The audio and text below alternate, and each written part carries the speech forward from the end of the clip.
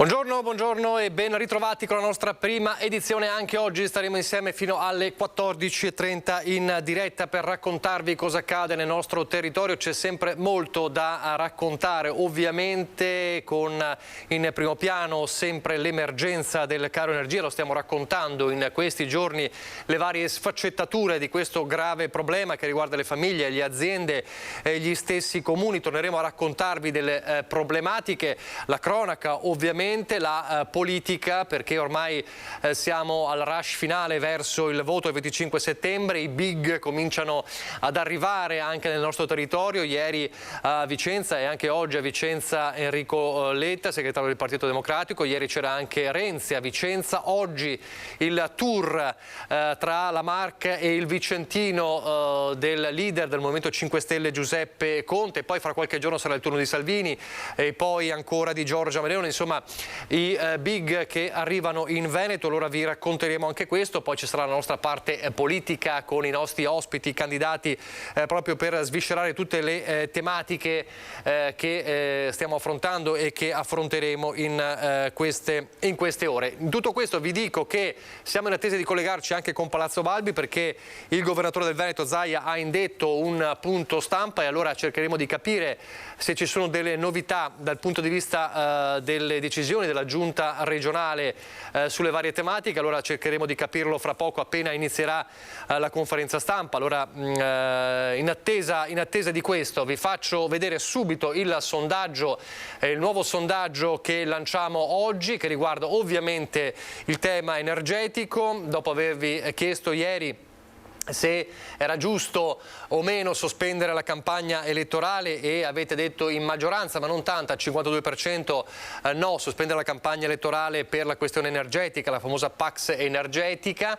Vi chiediamo energia, torniamo al nucleare, è un tema di cui si sta dibattendo, ovviamente si parla del cosiddetto nucleare pulito, anche di quarta generazione, anche se molti sostengono che non esista un nucleare pulito e pongono diverse anche ostacoli alla realizzazione del nucleare, dai tempi ai costi eccetera eccetera, però insomma c'è questo dibattito in corso anche nei programmi dei partiti e delle coalizioni di questa campagna elettorale. Allora se per voi è giusto si potrebbe tornare al nucleare, 0422 162 6691, oppure se per voi è no, 0422 162 6690, quindi le vostre scelte, insomma, per capire come la pensate. Ho un sondaggio che andrà avanti, ovviamente verrà riproposto nel corso di questa prima edizione nei nostri telegiornali e poi questa sera a Ring con il risultato, questa sera con il nostro vice direttore Ferdinando Avarino. Allora, in attesa di collegarci con Palazzo Balbi, vediamo subito un aggiornamento di cronaca con un'altra purtroppo tragedia della strada. Ieri nella tarda mattinata c'era stato un incidente nel Vicentino e poi un altro a Gambellare, purtroppo 2 vittime. Non ce l'ha fatta l'anziana che ieri verso ora di pranzo è stata travolta da un'auto. L'incidente è successo a Valdagno, in Viale Trento, lungo la provinciale 246. La donna era a piedi, sarebbe stata investita dal mezzo che andava in direzione Recoaro. Soccorsa dai sanitari del SUAM, è stata trasferita in codice rosso all'ospedale San Bortolo di Vicenza. Ricoverata in gravi condizioni, per lei non c'è stato nulla da fare. Le dinamiche del sinistro, ancora in fase di ricostruzione, sono al vaglio degli agenti della polizia locale Valle Agno, intervenuti per i rilievi. Ma nel tardo pomeriggio di ieri c'è stato un altro grave incidente a Gambellara, dove è deceduto un pensionato che era in bici, urtato da un mezzo lungo la provinciale 22. Per l'uomo non c'è stato nulla da fare. E poi una notizia che rattrista, perché ieri avevamo raccontato di questo salvataggio dello stambecco a Cortina d'Ampezzo. Aveva ingoiato la lattina arrugginita, abbandonata chissà da quanto tempo, ed era stato salvato dal soffocamento, ma nelle scorse ore è morto proprio lo stambecco, che era stato soccorso da un veterinario del CRAS di Treviso e da una guardia provinciale di Belluno al lago di Sorapis per rimuovere la scatoletta di tonno arrugginita che aveva addentato fiutato e forse da un paio di giorni bloccava la mandibola e la lingua impedendogli di nutrirsi. E l'intervento sembrava, come abbiamo raccontato anche ieri nelle immagini, aver avuto un esito positivo.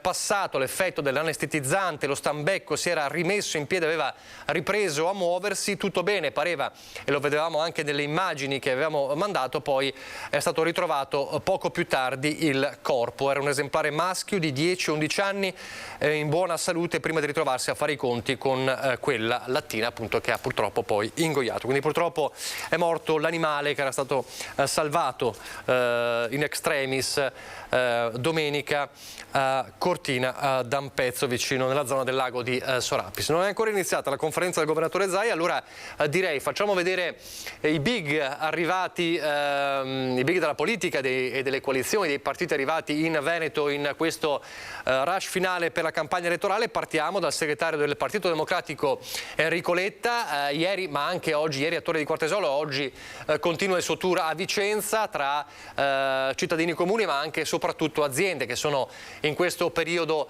falcidiate dal caro energia. Sentiamo un po' cosa ha detto, un estratto insomma delle sue parole di ieri sera.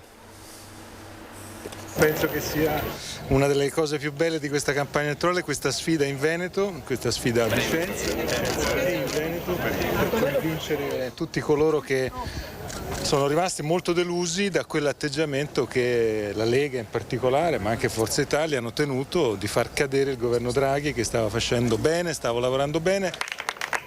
Questa scelta sbagliata, profondamente sbagliata, che fa sì che in un momento così duro per il nostro paese, per l'economia italiana, con le bollette, il costo dell'energia, il nostro paese si trovi con un governo purtroppo dimezzato. Bisogna che il governo assuma un'iniziativa e che i partiti politici che sono in Parlamento siano in grado di dire al governo che sosterranno questa iniziativa. Quindi la questione principale è dire al governo: noi ci siamo pronti, credo che tutti lo abbiano detto, noi diamo la nostra disponibilità al governo Draghi a sostenere le misure che verranno assunte, chiedendo al governo di farlo nel più breve tempo possibile. Credo al tema dell'autonomia, quando il tema dell'autonomia viene declinato in modo molto concreto su questioni che hanno poi una probabilità e una capacità di ricaduta. Quindi noi sul tema dell'autonomia abbiamo sempre avuto un atteggiamento che è un atteggiamento di disponibilità a discuterne, purché non sia l'Italia che si divide o purché non sia una parte del territorio che si prende rivincite su un'altra parte del territorio. Quindi in questo senso credo che sia importante dare la disponibilità a parlarne, a discuterne, togliere questo argomento dall'argomento di propaganda e di bandiere. A noi piace questa idea della politica come comunità, siamo contro il presidenzialismo, che è uno dei temi anche di questa campagna elettorale, ci batteremo per difendere la Costituzione e per evitare che la Costituzione venga stravolta. A proposito del 2023, questa candidatura qui vuole fare un po' da apripista a quello che saranno le amministrative del 2023? È uno dei motivi della mia candidatura qui, è anche questo, noi vogliamo scommettere sul Veneto, il Veneto che ha eletto Giordani e Tommasi, quindi in due città fondamentali del Veneto quali sono Padova e Verona, e l'anno prossimo c'è Vicenza, quindi è evidente che la mia candidatura è anche spinta molto a immaginare che l'anno prossimo a Vicenza, a partire da un grosso impegno adesso, ci possa essere una continuità con quello che ha fatto Tommasi a Verona e quello che ha fatto Giordani a Padova. Dopodiché di nomi parleremo dopo le elezioni politiche, ovviamente, perché mi sembra corretto che sia così. E così dunque Letta Vicenza anche per iniziare un percorso, lo dice lui, che porterà alle amministrative a Vicenza nel 2023. E ieri però dicevamo c'era anche Matteo Renzi, quindi il terzo polo, Italia Viva, candidato insieme nell'alleanza con Azione di Calenda. Sentiamo anche le parole di Renzi, che si è soffermato anche sul PD e su quello che chiama la svolta sovietica del PD. Sentite perché. Quello che sta succedendo su questa svolta, io la chiamo la svolta sovietica del centro-sinistra, è assurdo. Quando trovo il Partito Democratico alleato con la sinistra che dice abolizione dei jet privati e tutto ciò che è extra profitto, senza che si capisca cos'è l'extra profitto, va restituito allo Stato, siamo in presenza di uno Stato sovietico. Cioè noi stiamo a ragionare delle influenze russe sul centrodestra, è un problema vero. Vogliamo parlare delle influenze sovietiche sul Partito Democratico e il centro-sinistra? Perché sostenere che si possa abolire i jet privati, l'abolizione della proprietà privata parte dal jet, poi va avanti, perché se il jet privato inquina più dell'aereo di linea, con la stessa logica bisogna abolire le auto, perché la tua auto inquina di più di un autobus. Torniamo al calesse? Cioè, siamo davvero in presenza di una campagna elettorale folle, lo dico nel collegio di Enrico Letta, a maggior ragione è inspiegabile che Letta venga a Vicenza a dire abbraccio l'agenda Draghi dopo essersi alleato con Fratoianni e aver rotto con noi e Calenda. Il governo è stato mandato a casa da degli irresponsabili che oggi sono in tutti gli schieramenti tranne nel nostro.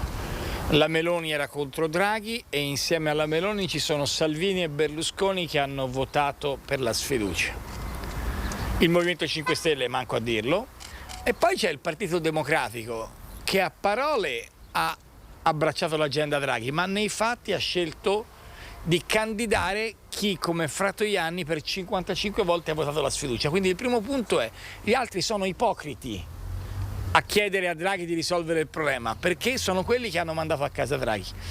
Noi con Carlo Calenda abbiamo fatto delle proposte molto puntuali, 10 miliardi di euro per abbattere i costi con un ruolo diverso del GSE e soprattutto il grande tema di dire di sì agli impianti, perché il PD e Fratelli d'Italia fanno grandi discorsi, ma a Piombino entrambi sfilano contro il rigassificatore. Ecco, gli unici seri e coerenti su questo siamo noi. Sul tema delle bollette o si interviene subito o salta in aria mezza economia di questo paese. E come intervenire subito? Ma il tema dello scostamento di bilancio lo decide Draghi. Noi abbiamo fatto una proposta da 10 miliardi di euro. Il problema non è lo scostamento di bilancio o non lo scostamento di bilancio, ma qual è la strategia? Perché tu hai un problema, peraltro da prima della guerra in Ucraina, che è amplificato dalla guerra in Ucraina, dove le imprese, quelle venete, ma in generale le imprese di questo paese non ce la fanno più. Se a questo aggiungi che le famiglie comunque hanno un costo della bolletta assurdo, allora questo è il tema della campagna elettorale. A me ha colpito vedere una regione italiana, la Basilicata, molto lontana da qui, ma per intendersi, la Basilicata ha deciso di dare gratis il gas ai lucani. Perché? Perché ha gli impianti. Ma chi diceva di sì agli impianti 6 anni fa ed era accusato, contestato da tutti noi? Cioè gli unici coerenti su sta roba, se a noi poi il tempo è galantuomo, ma come dire, 6 anni sono passati e poi vengono a fare i discorsi, capito, con la faccia davvero da ipocriti. Gli stessi che 6 anni fa ci dissero di no alle estrazioni nell'Adriatico, dicendo che io ero schiavo delle lobby. Cioè la cosa incredibile è che io ero lo schiavo delle lobby per loro. Gli stessi adesso stanno cambiando idea, vale per la Meloni, vale per la sinistra, però il punto centrale è per la Lega non ne parliamo, Salvini fece campagna elettorale dappertutto, ma anche per Forza Italia, Quindi, cioè, a parte noi, tutti gli altri su questa cosa qua hanno il certificato di incoerenza. Io faccio un ragionamento più ampio e dico: se nell'Adriatico il petrolio lo deve prendere il gas, perché poi il petrolio è in Basilicata, il gas è nell'Adriatico, il geotermico è all'Arderello in Toscana, le rinnovabili sono ovunque, se là dove c'è l'energia tu non la prendi, alla fine la prendono gli altri. Il gas dell'Adriatico chi se lo prende? La Croazia. I croati. Il terzo polo secondo me farà un grande risultato. Perché? Perché c'è un pezzo di mondo che ha votato Forza Italia e Lega che è triste, perché Forza Italia e Lega hanno buttato giù Draghi. Anche qua in Veneto. Soprattutto in Veneto. L'economia è un grande tema. Voi sapete che quando mi chiamate sui temi delle riforme istituzionali io... parlate di corda in casa dell'impiccato, mettetela così. Io ho perso il mio lavoro di premier perché volevo un sistema che in realtà in quel caso era più centrato sui comuni che sulle regioni. Io personalmente sono sempre uno convinto che nella storia italiana il federalismo funziona se è centrato più sulle municipalità che non sugli aspetti regionali, anche perché in alcune regioni l'istituzione regione funziona, in altre un po' meno, in altre un po' posticcia. Dopodiché il punto vero è che la prossima legislatura deve essere collegata a una riforma istituzionale e costituzionale ampia. Per esempio, se tu hai l'autonomia e dai se c'hai più federalismo, se c'hai più autonomia, se c'hai più devoluzione, chiamatela come volete, ai territori, allora ti viene più naturale prendere un modello di governo in cui il capo del governo sia eletto direttamente. Sindaco d'Italia. Per me è sindaco d'Italia più che presidente della Repubblica, perché nel sistema italiano ha più senso la presidenza del Consiglio eletta direttamente che non la presidenza della Repubblica, che è un sistema di check and balance, di controlli complicato. Così Renzi ieri, andiamo a Palazzo Balbi, il governatore Zaia sta facendo un po' il punto della situazione sul caro energia delle imprese, sentiamolo. Che scommettono sul prezzo del gas da qui ai prossimi mesi. Capite che nel momento in cui la scommessa è a rialzo, per spiegarla in maniera semplice, se oggi vale 100, tu scommetti che fra 3 mesi varrà 500, chi oggi ha un metro cubo di gas da vendere, guarda a 3 mesi e dice scusa, ma se la scommessa è a 500 perché te lo dovrei dare a 100 oggi? Questo dà vita purtroppo a un sistema di speculazioni che sta affamando i cittadini e tutte le comunità. Quindi è fondamentale che si metta un tetto al prezzo del gas in Europa, perché se l'Europa non lo fa vuol dire che si riconosce il ruolo della speculazione finanziaria, perché se da un lato c'è Putin come fornitore principale, dall'altro c'è chi specula sul prezzo del gas. Lo abbiamo già visto con le materie prime, fortunatamente qualche piccolo segnale sul fronte metallurgico, quindi dell'acciaio e del legno sta arrivando, con la prospettiva che possano calare i prezzi delle materie prime e quindi avere meno ricaduta pesante su quello che è l'edilizia, su quello che è la programmazione di molte famiglie che si erano programmate con le ristrutturazioni. Io ho conosciuto una persona che io dovevo farmi la casa nuova e mi ritrovo che non riesco più a chiudere il mio bilancio familiare, quindi rinuncio a realizzare questo piccolo edificio.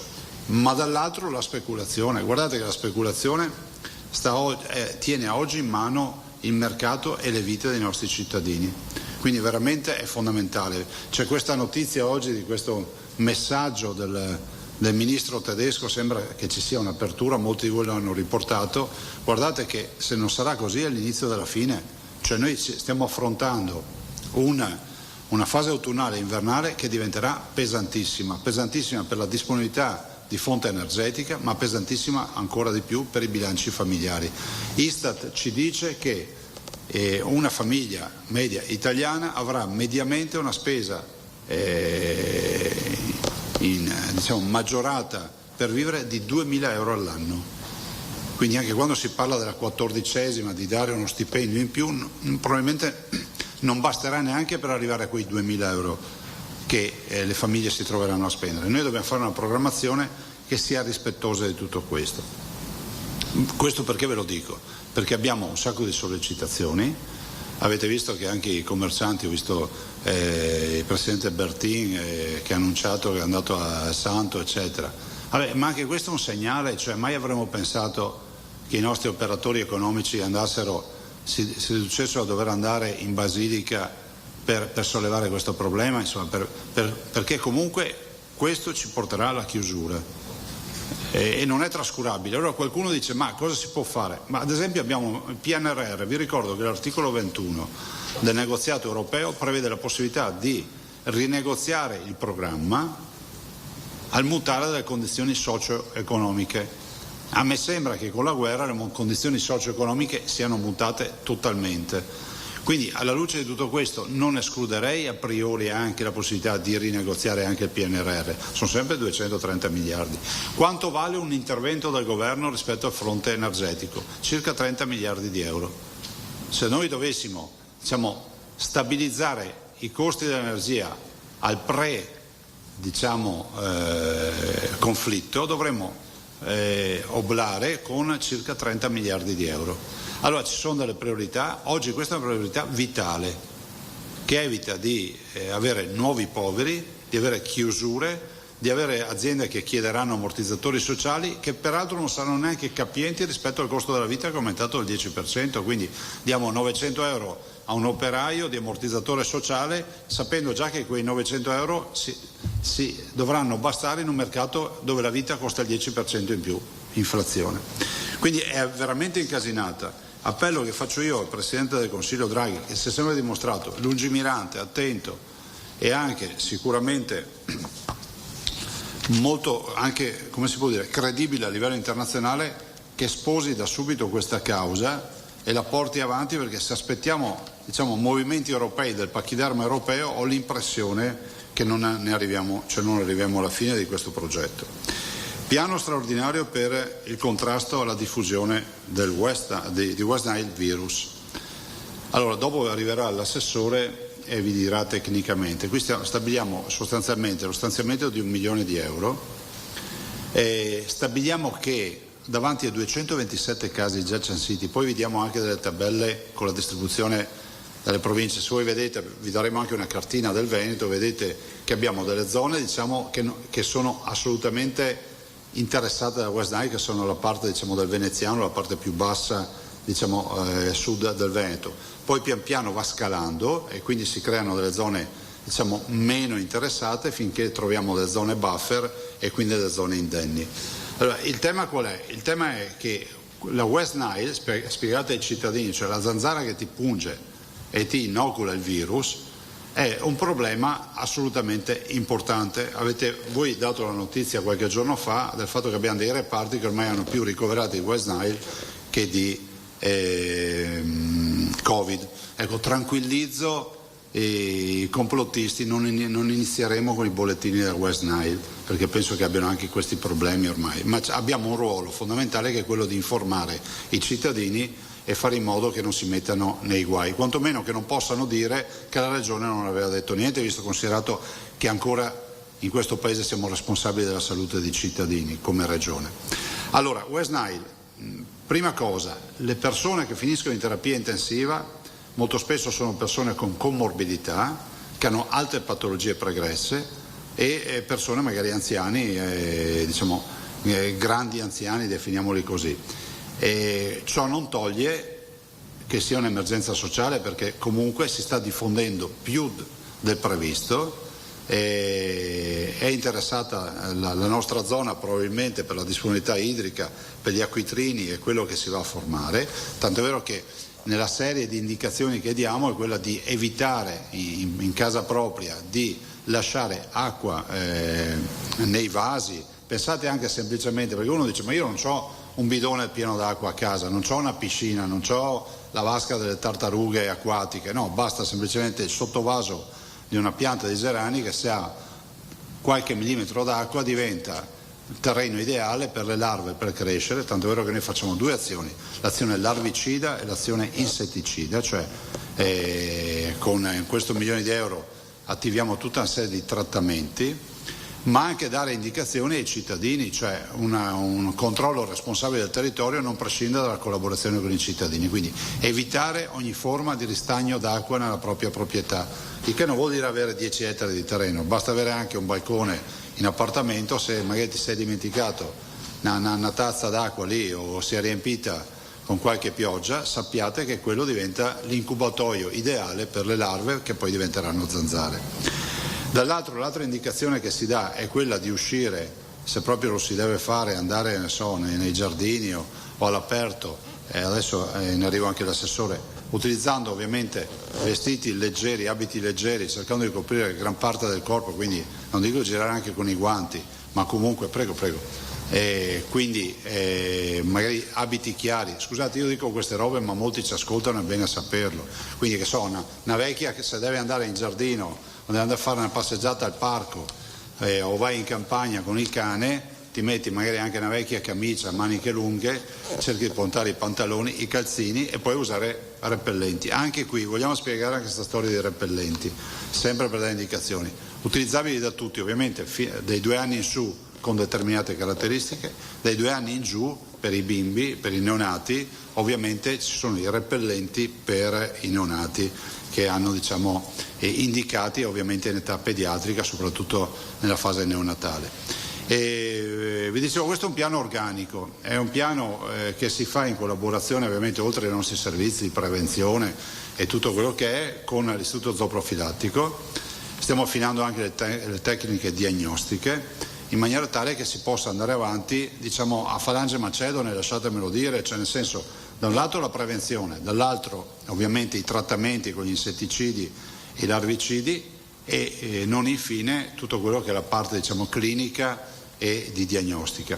Passo la parola all'assessore che poi ha seguito benissimo questa cosa, quindi la ringrazio. Torniamo in diretta, dunque c'è un lancio di un vero e proprio piano, lo ha detto adesso il governatore Zaia, un piano di intervento sul West Nile. Come sapete il West Nile sta colpendo soprattutto la provincia di Padova, è la più colpita, ma sta colpendo un po' a macchia d'olio tutte le province.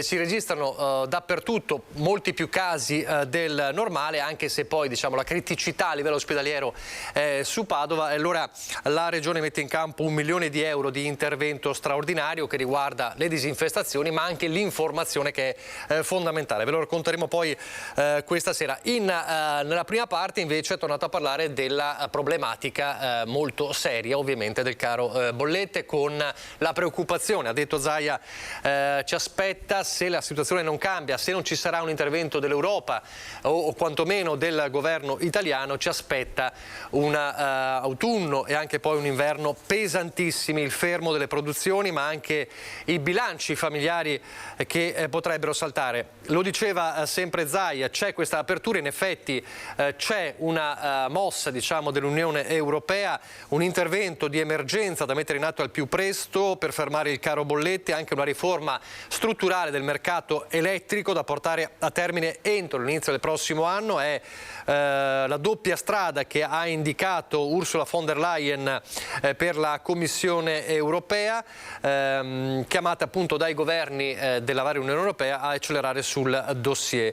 Un dossier che è un piano che dovrebbe essere presentato e messo sul tavolo il prossimo 7 settembre, quindi la settimana prossima, forse addirittura prima, e nel frattempo c'è l'apertura della Germania al tetto sul gas, e quindi ci sono questi movimenti importanti in Europa per un intervento unitario, ma si chiede anche ovviamente poi un intervento a livello italiano. E tra le tante manifestazioni ormai di esasperazione, l'abbiamo raccontato ma lo rivediamo, l'ha accennato lo stesso Zaia, c'è anche quello eclatante, singolare, che è un messaggio ovviamente da parte dei commercianti di Padova che hanno portato il cero a Sant'Antonio.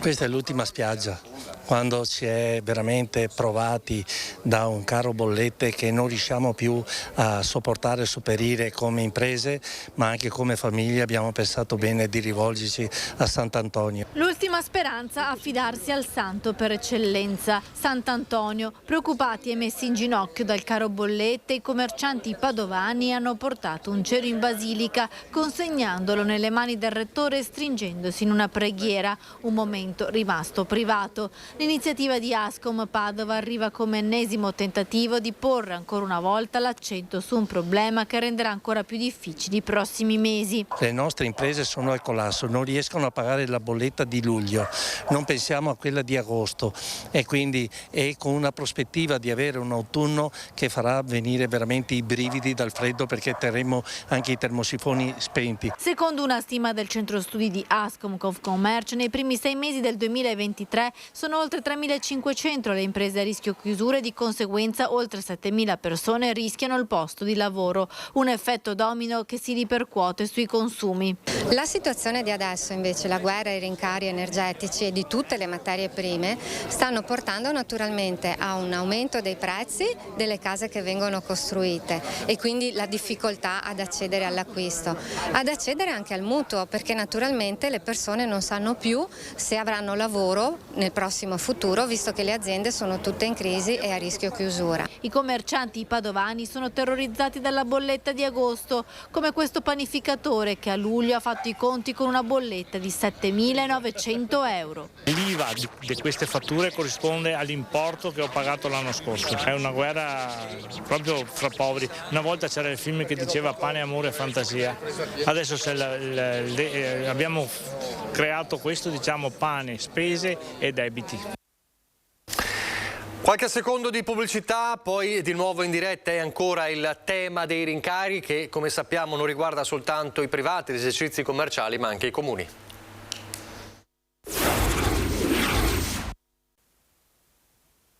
Quindi veramente una situazione drammatica per i comuni, drammatica per i cittadini, drammatica per le aziende. Non possiamo più aspettare e io sono pronto a fare anche qualche azione eclatante come chiudere il municipio.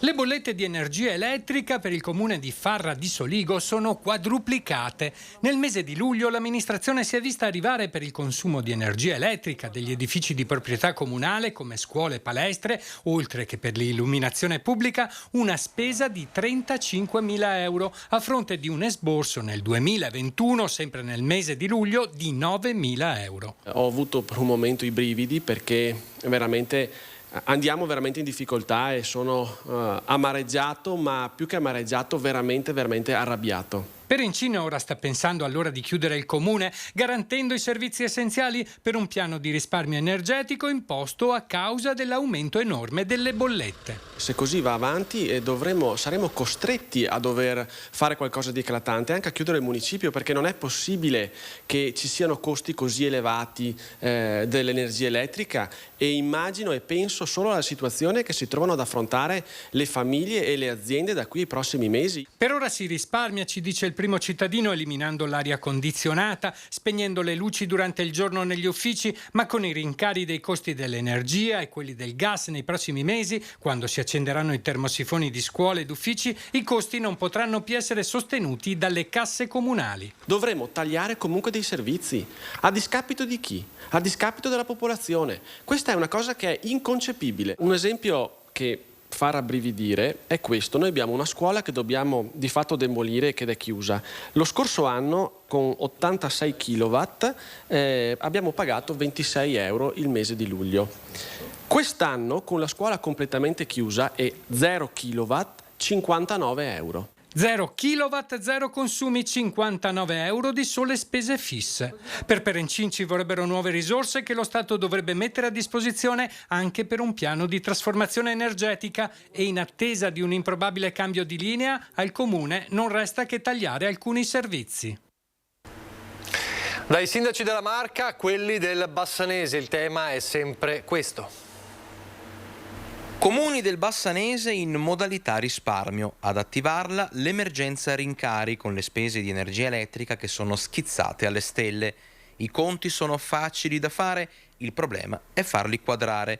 L'energia elettrica all'ingrosso in Italia è stata abbattuta a cifre vicino agli 800 euro a megawattora. Tanto per rendere l'idea, di questo passo 8 ore di aria condizionata verrebbero a costare quasi 10 euro, un lavaggio con la lavatrice 1,50 euro e un frigo 5 euro al giorno. I sindaci del territorio sono corsi ai ripari, ma la situazione resta critica.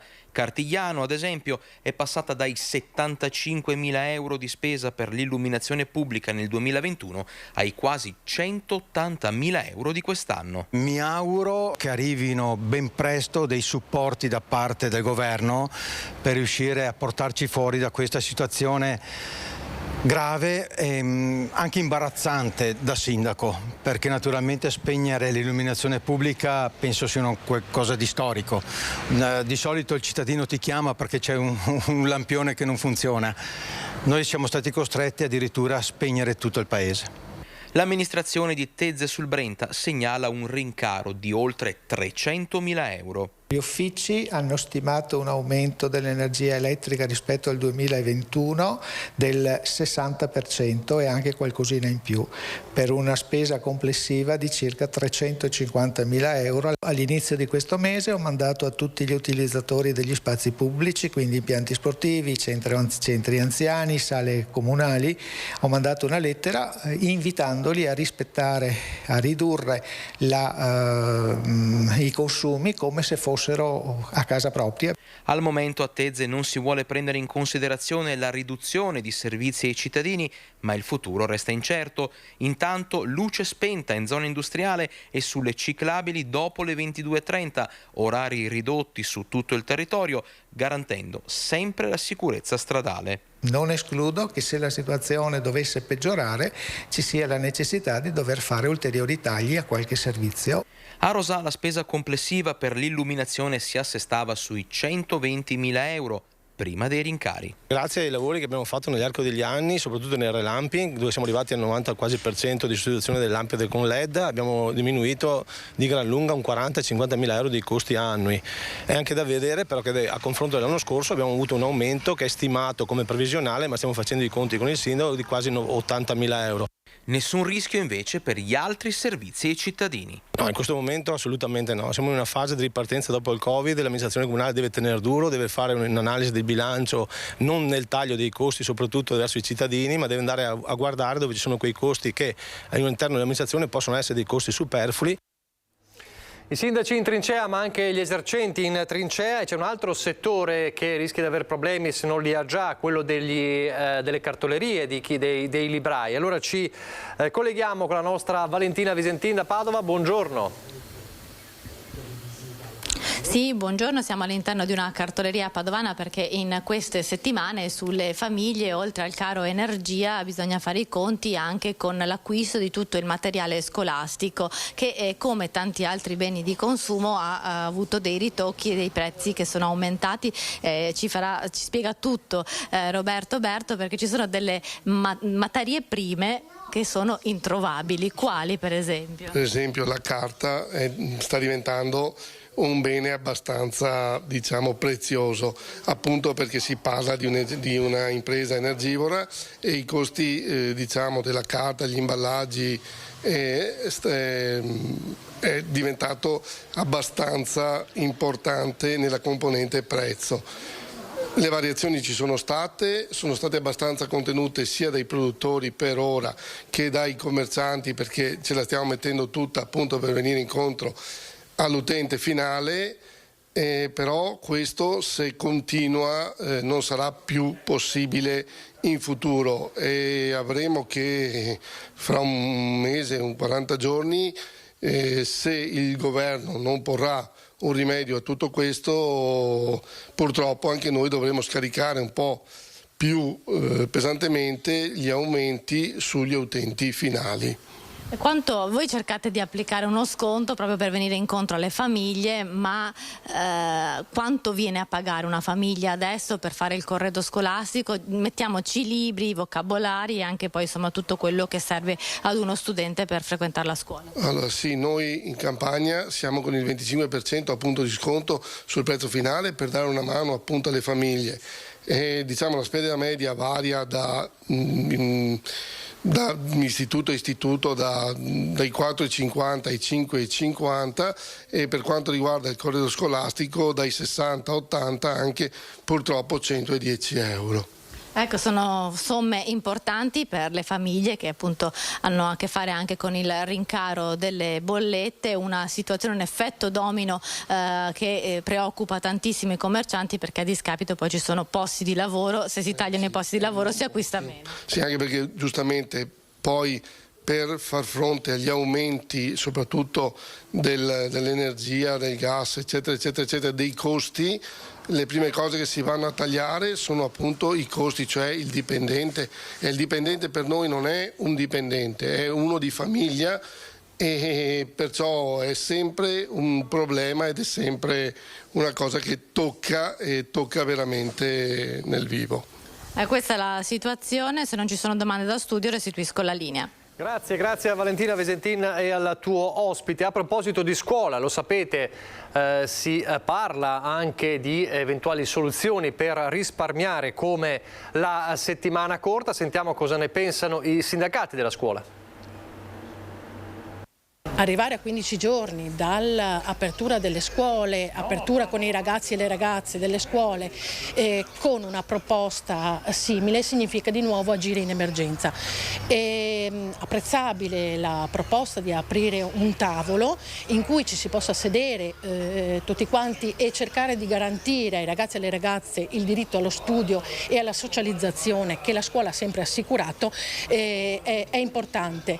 Credo che l'ultima parola spetti alla scuola. Garantire istruzione e recupero della socialità così pesantemente colpita dalla pandemia tra gli studenti delle scuole. Resta l'amarezza per un'ipotesi di provvedimento che è emergenziale, mentre la scuola ha bisogni strutturali.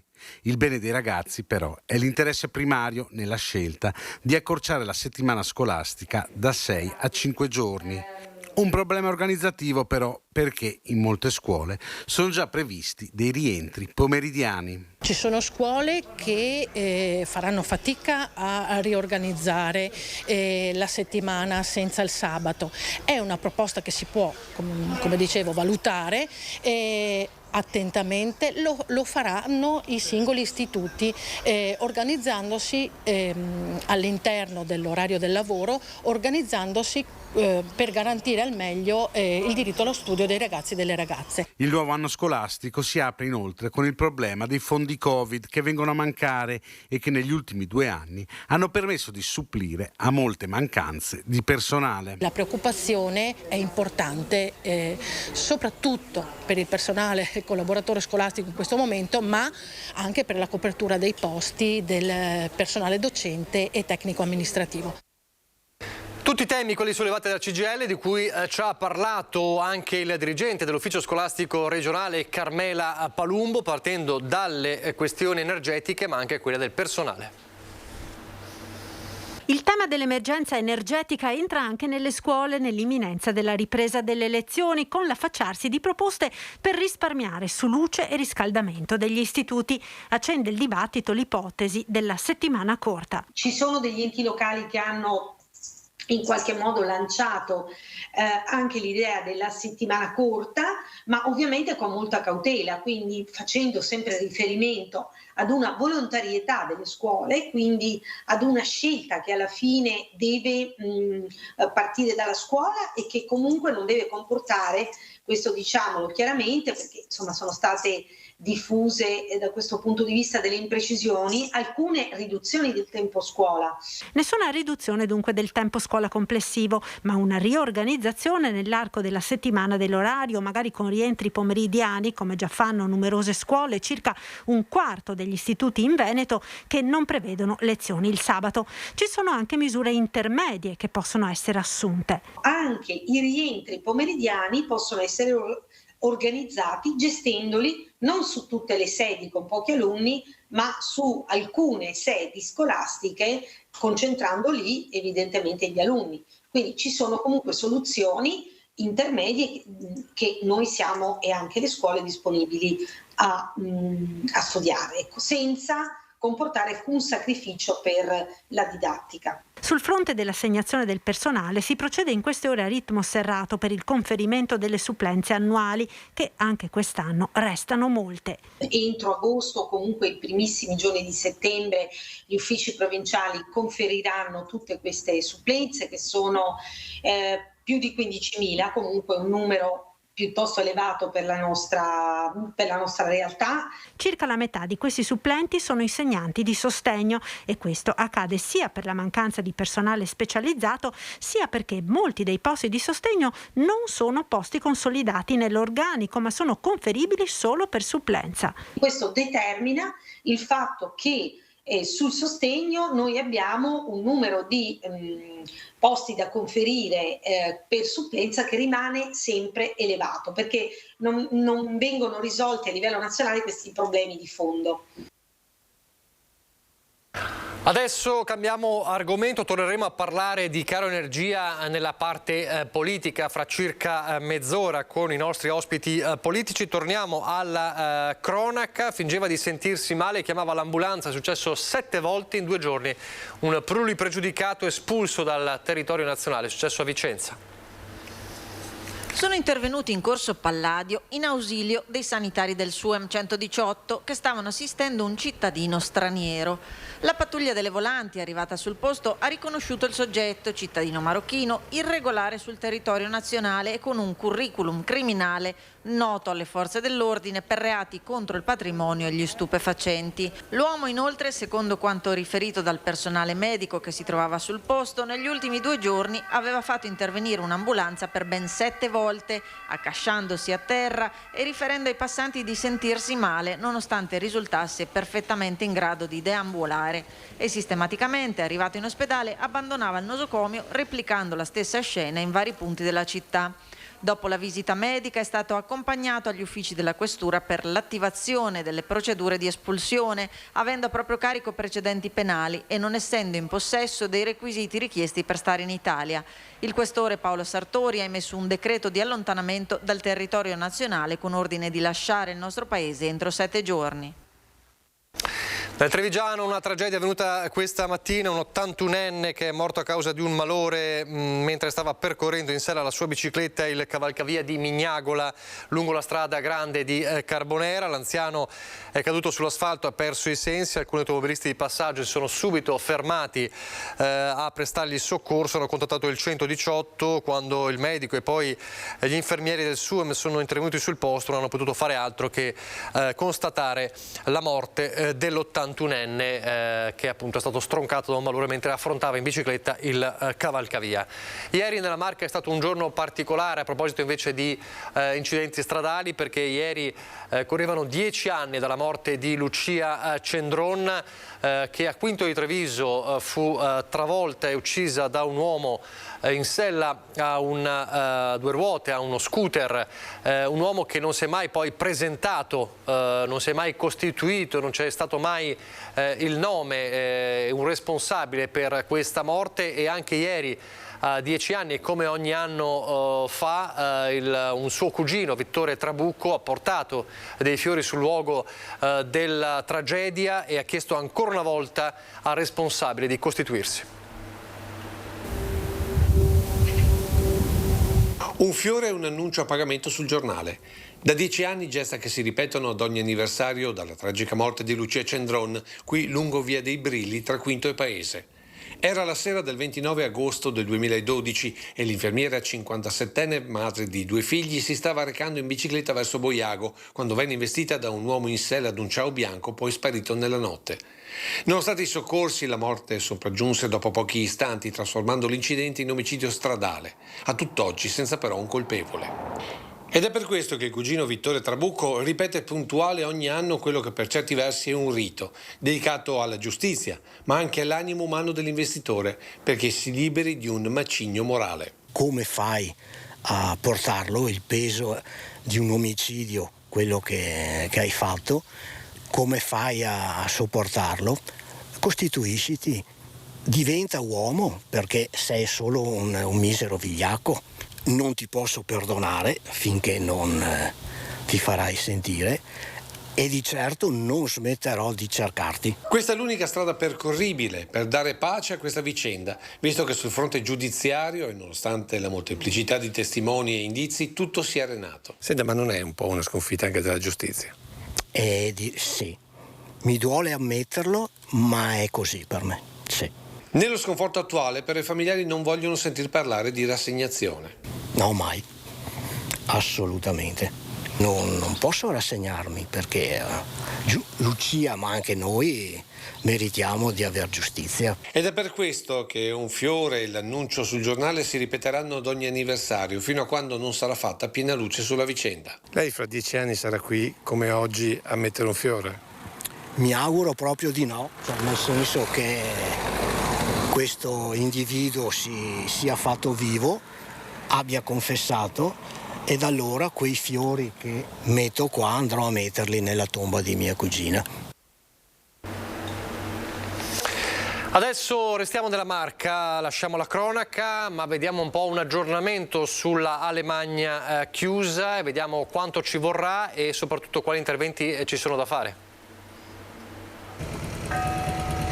La statale Alemagna rimane chiusa in via precauzionale. La chiusura si è resa necessaria anche se la strada non è stata raggiunta dalla frana a seguito dell'allarme emesso dal sistema di monitoraggio delle colate detritiche della Valla Pisina, installato da ANAS nel 2021 nell'ambito dei lavori effettuati sulla statale 51 a seguito della tempesta Vaia per garantire la sicurezza della circolazione. Il sistema di allarme funziona, conferma il sindaco Antonio Miatto. Nello specifico, in questo ultimo evento abbiamo avuto 2 movimenti franosi su 2 colatoi distinti.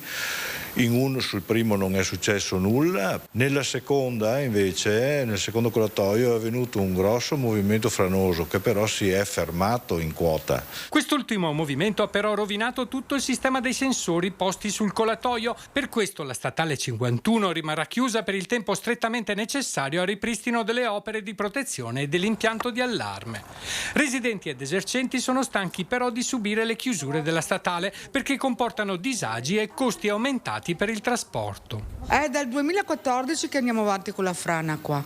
Da tempo si chiedono delle gallerie artificiali in corrispondenza delle frane in grado di eliminare il problema una volta per tutte, come si fece per proteggere la ferrovia negli anni 30. Quello è un bel sistema, così si è risolto il problema una volta per tutte, perché ogni anno si ripresenterà sempre uguale. Il sindaco Miatto è perfettamente a conoscenza che le gallerie artificiali potrebbero risolvere il problema. È compito di ANAS, non certo del comune, lavorare su una statale. Noi ci auguriamo e premiamo perché si abbrevino i tempi. Una volta eseguite queste gallerie artificiali è chiaro che il problema sarebbe del tutto risolto. Torniamo nel Padovano, ma per parlare ancora di siccità. Non bastano le piogge di questi giorni per ripristinare le falde a Piombino Dese. Per questo il sindaco ha firmato un'ordinanza che intima la chiusura delle fontane private delle case. La polizia locale ha già iniziato i controlli. È più grave di quanto si potesse immaginare la situazione delle falde sotterranee a Piombino Dese, comune di 10.000 abitanti esteso su una zona di risorgive. Per questo il 10 agosto il sindaco Cesare Mason ha firmato l'ordinanza 29 contro lo spreco d'acqua che impone ai cittadini la chiusura delle fontane private che proprio dalla falda pescano dagli 8 ai 15 ettolitri d'acqua al giorno. Un problema molto grave, spiega il sindaco Mason, che ha invitato la polizia locale a controllare rispetto dell'ordinanza nelle circa 500 abitazioni private abbellite da queste fontane. Dopo un primo invito bonario, in caso di mancato rispetto dell'ordinanza scatterà una sanzione da 25 a 500 euro. I controlli sono partiti sabato, un primo bilancio è atteso per il fine settimana. Torniamo invece nel capoluogo della provincia, quindi a Padova, dove tornano a riunirsi i comitati No Rotaie Padovani, un'unica sigla per questi gruppi per combattere i progetti del tram, pronti anche a una nuova battaglia in tribunale. Uniti all'insegna del moto, l'Unione fa la forza. I vari comitati No Tram padovani si sono riuniti sotto un'unica sigla fondando Associazione No Rotaie di Padova e si preparano a una nuova battaglia in tribunale per contrastare i progetti delle 2 nuove linee, cuore del programma elettorale dell'amministrazione Giordani appena rieletta. Abbiamo deciso di aprire questa associazione che era nell'aria da qualche mese e allo scopo anche per avere forza giuridica con l'amministrazione e anche con altri enti, oltre ad avere la possibilità di poter gestire l'associazione per la raccolta fondi, per il sostenimento, per avere anche una sede in un secondo momento, per poter incontrare i cittadini sotto una veste ufficiale. Come prima azione della nuova associazione è già pronto un nuovo esposto in procura. È un esposto sugli effetti di questo mezzo attuale degli altri previsti, documentato e che presenteremo in questi giorni direttamente in procura perché venga posto all'attenzione del tribunale e di chi segue questa cosa dei trasporti in maniera più attenta, perché i soldi pubblici sono soldi dei padovani, degli italiani, e purtroppo non piovono dal cielo, visto anche il periodo che servirebbe molta più economia anche su questo. I no tram non contestano solo il mezzo ma anche le modifiche alla viabilità, come la rotonda di via Gattamelata che in questi giorni è stata parzialmente tolta. In quella rotonda che va eliminata sono previsti dei semafori, il che sarà la catastrofe automobilistica. Sempre a Padova, ma invece una notizia in controtendenza. Parliamo spesso di negozi che chiudono. Avevamo parlato anche di una storica edicola, quella di Corso Milano a Padova, che chiudeva dopo tanti anni. Ebbene, c'è la scommessa di un giovane pensionato, un signore che è in pensione da 4 anni, faceva il cuoco, ma dice mi piace lavorare, non riesco a stare fermo, e quindi ha iniziato questa scommessa, questa avventura di riaprire questa edicola. Sentiamolo. Come mai hai deciso di prendere in mano questa edicola? Era un'occasione da non perdere, stiamo valutando se ne vale la pena un po' alla volta. Adesso vediamo l'incremento giornaliero, molto lento ancora, comunque abbiamo fede. L'ozio e le buone letture non sono congeniali a Giuliano Ceccon, che all'alba dei quasi 70 anni e dopo 4 anni di pensione ha deciso di rimettersi in gioco rilevando l'edicola di Corso Milano. Felice il signor Giuliano, felice il precedente proprietario che 2 mesi fa ai nostri microfoni aveva raccontato come la chiusura fosse inevitabile, ma un vero peccato. Che consiglio dà al signor Giuliano? Buona volontà di lavorare tanto come me, insomma, che qua ha soddisfazioni qua, comunque se uno lavora quelle soddisfazioni arrivano. Non teme gli orari, ci racconta il signor Giuliano, che spera in buone amicizie e buoni affari. Lei non è più un ragazzo, però. Lo so, però ho ancora voglia di fare, non mi basta la pensione e devo ancora lavorare, e oltretutto non riesco a stare senza fare niente. O faccio qualcos'altro, o se no un mestiere che a me piace. Lei cosa faceva prima? Prima ancora di andare in pensione, prima di pensione facevo il cuoco. Da 4 anni cioè mia moglie ha preso un'edicola, gli do una mano così a tempo perso. Adesso ho pensato di improntarmi da solo con questa avventura. In bocca al lupo allora. La ringrazio. Speriamo che crepi. Davvero, davvero complimenti a questo signore. Adesso, prima di tornare a parlare di caro energia, bollette, situazioni, novità peraltro che arrivano dall'Europa, e quindi di inoltrarci poi nella nostra parte politica, uno sguardo alla cultura e allo spettacolo, al cinema in particolare, perché ci siamo, insomma, domani inizia al Lido di Venezia la 79esima edizione della Mostra del Cinema, tante le star attese, tante anche le novità, è un po' un ritorno alla normalità dopo 2 anni di pandemia.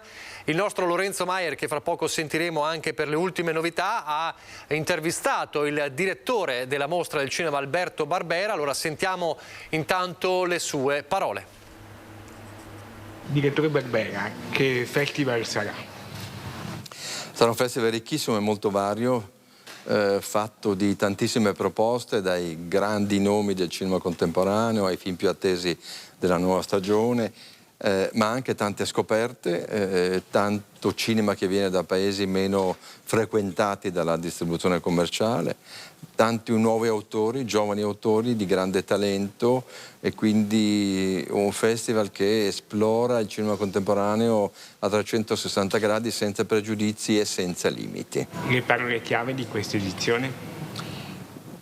Ma le parole chiave sono il ritorno, no, alla normalità dell'esperienza festivaliera dopo 2 anni di limitazioni imposte dalla pandemia, il ritorno del pubblico che si annuncia estremamente numeroso, e un festival, devo dire, ancora più del solito forse pieno di sorprese, ricco di sorprese, per cui vale la pena di farsi guidare dalla curiosità anziché affidarsi soltanto ai soliti nomi noti, che pure hanno fatto dei film bellissimi, ma c'è tanto altro materiale interessante da scoprire nel programma del festival. 5 film italiani in concorso di qualità? Assolutamente sì, poi ce ne sono altri in concorso Orizzonti, concorso Orizzonti Extra, qualcosa anche fuori concorso. Sono i film migliori che abbiamo visto, di una produzione enorme, persino troppo sovrabbondante, che talvolta ha premiato la quantità sulla qualità, errore strategico perché si rischia di pregiudicare quel lavoro di ricostruzione del rapporto di fiducia con il pubblico messo in crisi dalla pandemia e che invece può contare soltanto sulla qualità dell'offerta. Le sue aspettative per questa mostra? Le aspettative sono che i film piacciono naturalmente, che tutti lasciano la mostra soddisfatti, contenti di aver vissuto queste giornate in condivisione con tanti spettatori, portandosi a casa il ricordo della scoperta di alcuni film sconosciuti e di alcuni autori inaspettati. E poi l'Academy che arriva a Venezia quest'anno. L'Academy viene a Venezia per la prima volta a presentare il suo nuovo amministratore delegato, un modo per sancire un rapporto non formalizzato che ormai esisteva da anni. Lo sapete, da Venezia sono partiti 4 film che hanno vinto l'Oscar per il miglior film e addirittura in 9 anni 7 registi che hanno vinto la statuetta ambitissima come miglior regista dell'anno. Un suo invito ai nostri telespettatori per questa mostra?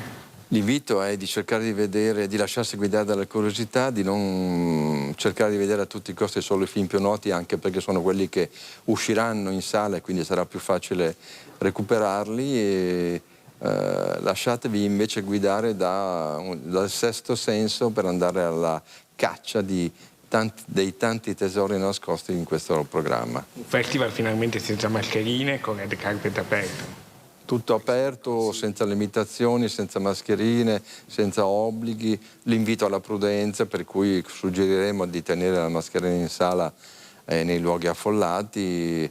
Mi auguro che qualcuno voglia assecondare questi comportamenti di pura prudenza per garantire a tutti di vivere in serenità questa grande festa che celebra la bellezza e la ricchezza del cinema contemporaneo. Allora così il direttore Barbera ha intervistato il nostro Lorenzo Maier, che abbiamo in collegamento. Buongiorno Lorenzo. A te e ai nostri telespettatori. Allora ci siamo, abbiamo sentito insomma quali sono le aspettative, quali saranno le parole chiave di questa mostra del cinema. Ha detto insomma anche evitare la sovrabbondanza che spesso non fa bene ai festival, soprattutto un festival con la mostra del cinema, ma ci sono tante sorprese, tanti bei film e tante star in arrivo. Allora cosa ci puoi dire da questo punto di vista? Oggi dovrebbe arrivare o è già arrivata la madrina? È già arrivata, l'abbiamo appena intervistata e questa sera possiamo dire ai nostri telespettatori che avremo anche una piccola sorpresa per loro. È arrivata intorno alle 12:10 nella Darsa dell'Eccelsior, accompagnata, pensate, dai genitori che sono venuti con lei per condividere questo momento di gioia e di festa a Venezia. Ovviamente ha catturato l'attenzione di tutti, il suo fascino, la sua gentilezza. Ha detto che per lei essere a Venezia è un sogno, ma già questa sera ci sarà una preapertura del festival che si inaugura invece domani sera con la consegna del Leone d'Oro a Catherine Deneuve. Oggi una giornata importante perché alle 15 avremo i vertici dell'Academy, i nuovi vertici dell'Academy che saranno qui a Venezia, ricevuti dal Presidente e dal Direttore, per sancire, come ha detto appunto il Direttore nella nostra intervista, così un rapporto che è ormai consolidato. È la prima volta che l'organizzazione che assegna gli Oscar fa una visita ufficiale qui alla mostra e quindi c'è grande attesa per questo momento istituzionale. Questa sera una preapertura rivolta ai veneziani, ai lidensi, a tutti i residenti, gratuita, con questo Stella Dollars, questo film restaurato dal MoMA di New York del cinema muto, che approda alla mostra come prologo a quello che poi accadrà da domani sera. Ecco, quindi la madrina Rocio Muñoz Morales è arrivata, ci sono poi tante star attese, perché ovviamente il Festival del Cinema non è solo film, è anche un po' divismo. Kate Blanchett, Adam Driver, è così? Il presidente della giuria Julianne Moore. Sono tutti confermati, tutti questi ospiti, tutte le giurie saranno poi presenti domani all'inaugurazione ufficiale. Tantissimi, anche molti film italiani, ben 5 quest'anno nel concorso principale di Venezia 79, e poi anche nelle altre sezioni. Per quanto riguarda l'Italia, l'Italia cala subito un suo grande asso, perché ci sarà subito il 1° settembre Luca Guadagnino con questo cast incredibile, Timothée Chalamet, sono attesi finalmente i fans lungo il red carpet aperto appunto al pubblico, quindi torna anche il rito così della caccia all'autografo, dei selfie, e già si prevede che i fan già da questa sera saranno lungo le transegne, anche se qui si sta ancora lavorando, è un cantiere aperto, si stanno sistemando molti dettagli perché viene allestita una cittadella. Già da questa sera tantissimi ragazzi si prevede che passeranno qui la notte all'aperto per poi accaparrarsi il posto migliore domani, giorno dell'inaugurazione ufficiale, per poter vedere filare i brividi, ecco. È il ritorno di fatto al red carpet aperto dopo 2 anni. Esatto, sì, senza preclusioni, non c'è più il muro, quello che è stato costruito una barriera per evitare assembramenti, proprio per il rischio dei contagi. Dalle parole che abbiamo sentito ieri dal direttore, sembra essere una mostra che oltre alle star, alle carte che sono già state annunciate, possa svelare molte sorprese. Ecco, questo invito a non soffermarsi solo ed esclusivamente sui film così di grido, ma su tante piccoli tesori che potrebbero catturare l'attenzione del pubblico. Ovviamente sta un po' la curiosità, anche la fortuna a trovare magari il titolo di rivelazione della stagione. Poi diciamo che anche il ritorno del red carpet, ma anche delle grandi feste, a partire da questa sera la Misericordia, il primo grande party con i divi che spesso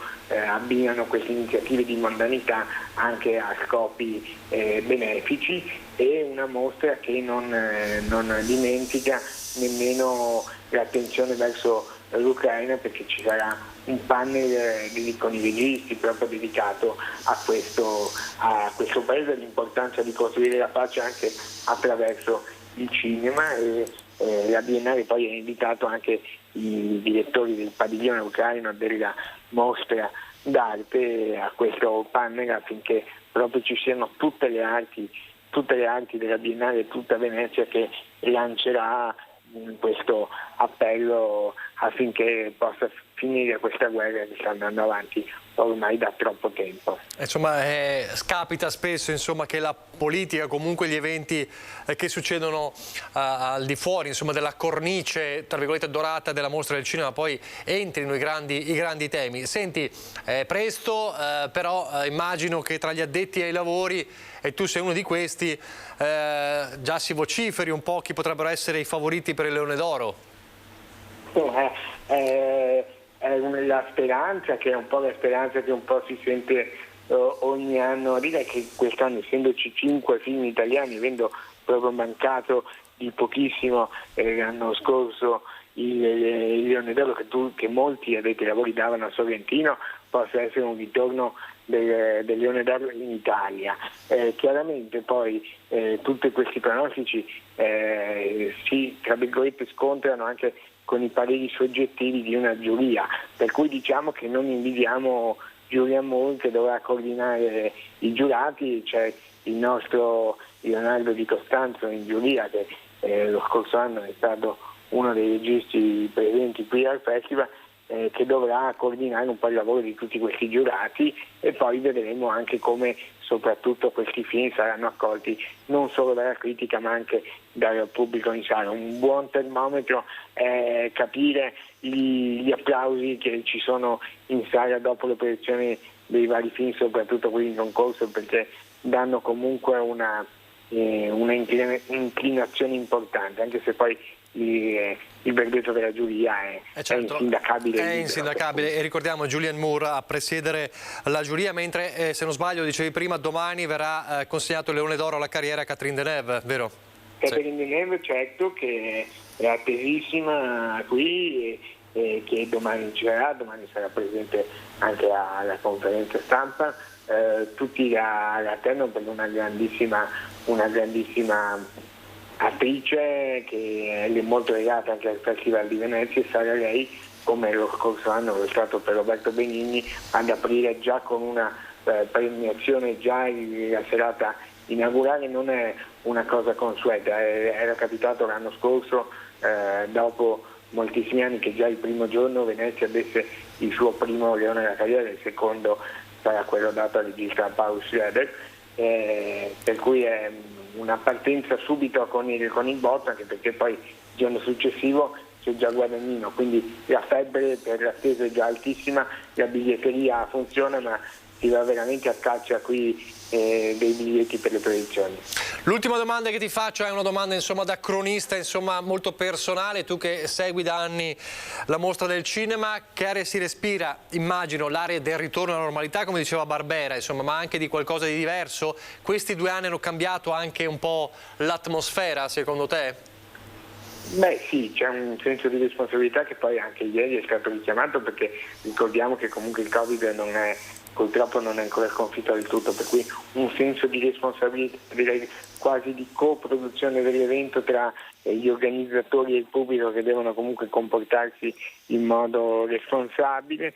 C'è comunque la consapevolezza che da 2 anni fa Roberto Cicuta e Alberto Barbera hanno fatto un lavoro straordinario con il loro team, dando continuità alla mostra, che proprio quest'anno, lo ricordiamo, Nicola ancora una volta festeggia i 90 anni, per cui è anche questo un grande anniversario che era atteso. 90 anni, 79 edizioni. Se non ci fossero state le ultime 2 edizioni, quest'anno si sarebbero celebrate 2 mostre in meno, e quindi è stato un grande lavoro quello della Biennale. È bello qui vedere un ritorno alla normalità, è bello vedere che comunque per esempio c'è più gente rispetto a soprattutto il primo anno di pandemia, c'è anche molta più possibilità di lavorare in maniera tranquilla, però c'è sempre la consapevolezza che il cinema è uno strumento di dialogo che deve essere protetto, anche vissuto con responsabilità da parte di tutti. Benissimo, grazie. Allora, grazie a Lorenzo Maier, il nostro inviato alla mostra del cinema Lido di Venezia, che da domani comincerà ogni giorno già da oggi, già da stasera ovviamente, con i servizi sull'arrivo della madrina e su altre novità, e poi da domani si comincia a far sul serio, con i film, l'arrivo anche delle star, degli attori, il colore del pubblico che, come si diceva, torna a vivere la mostra del cinema in versione pre-Covid. Grazie Lorenzo Maier, grazie davvero.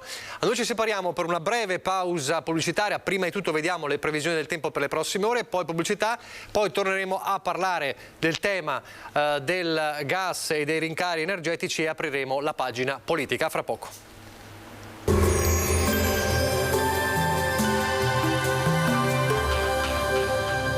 Donadel Sunplast fornisce ed installa tende e coperture tecniche, avvolgibili, serramenti in PVC e in alluminio, porte da interni. Bentrovati al meteo. Un impulso perturbato si avvicina all'Italia e marginalmente interesserà anche il nostro territorio a partire da mercoledì. Martedì 30 agosto, tuttavia, il tempo sarà ancora buono. Vediamo il dettaglio. Sul Veneto prevale il sole con cielo sereno o poco nuvoloso. Nel pomeriggio l'atmosfera diventerà via via più instabile. Avremo nuvolosità in aumento a partire dalle zone montane, con qualche acquazzone a carattere sparso. Nella notte qualche pioggia anche sulla fascia pedemontana e via via altrove. Temperature stazionarie minime tra 15 e 20 gradi, massime invece comprese tra i 27 e i 32 gradi all'incirca. Spostiamoci ora sul Friuli Venezia Giulia, anche in questo caso bel tempo soleggiato con cielo sereno o velato. In serata sarà più variabile con occasionali rovesci. Temperature minime sui 19-24 gradi, massime intorno ai 29-31 gradi. Infine diamo uno sguardo al Trentino Alto Adige, anche qui sole al mattino e dalla sera avremo maggiori annuvolamenti associati a temporali sparsi. Temperature minime intorno ai 17-18 gradi, massime sui 30-32 all'incirca. Dal meteo di Antenna 3 per ora è tutto, grazie per l'attenzione, arrivederci.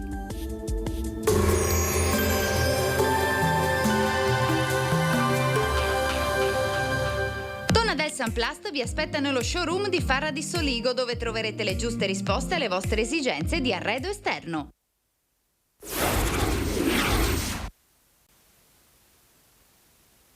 Quello che chiediamo è uno stop alla speculazione e una definizione di un tetto europeo per contenere l'esplosione di questi costi energetici. La CNA del Veneto chiede un tetto europeo ai rincari energetici.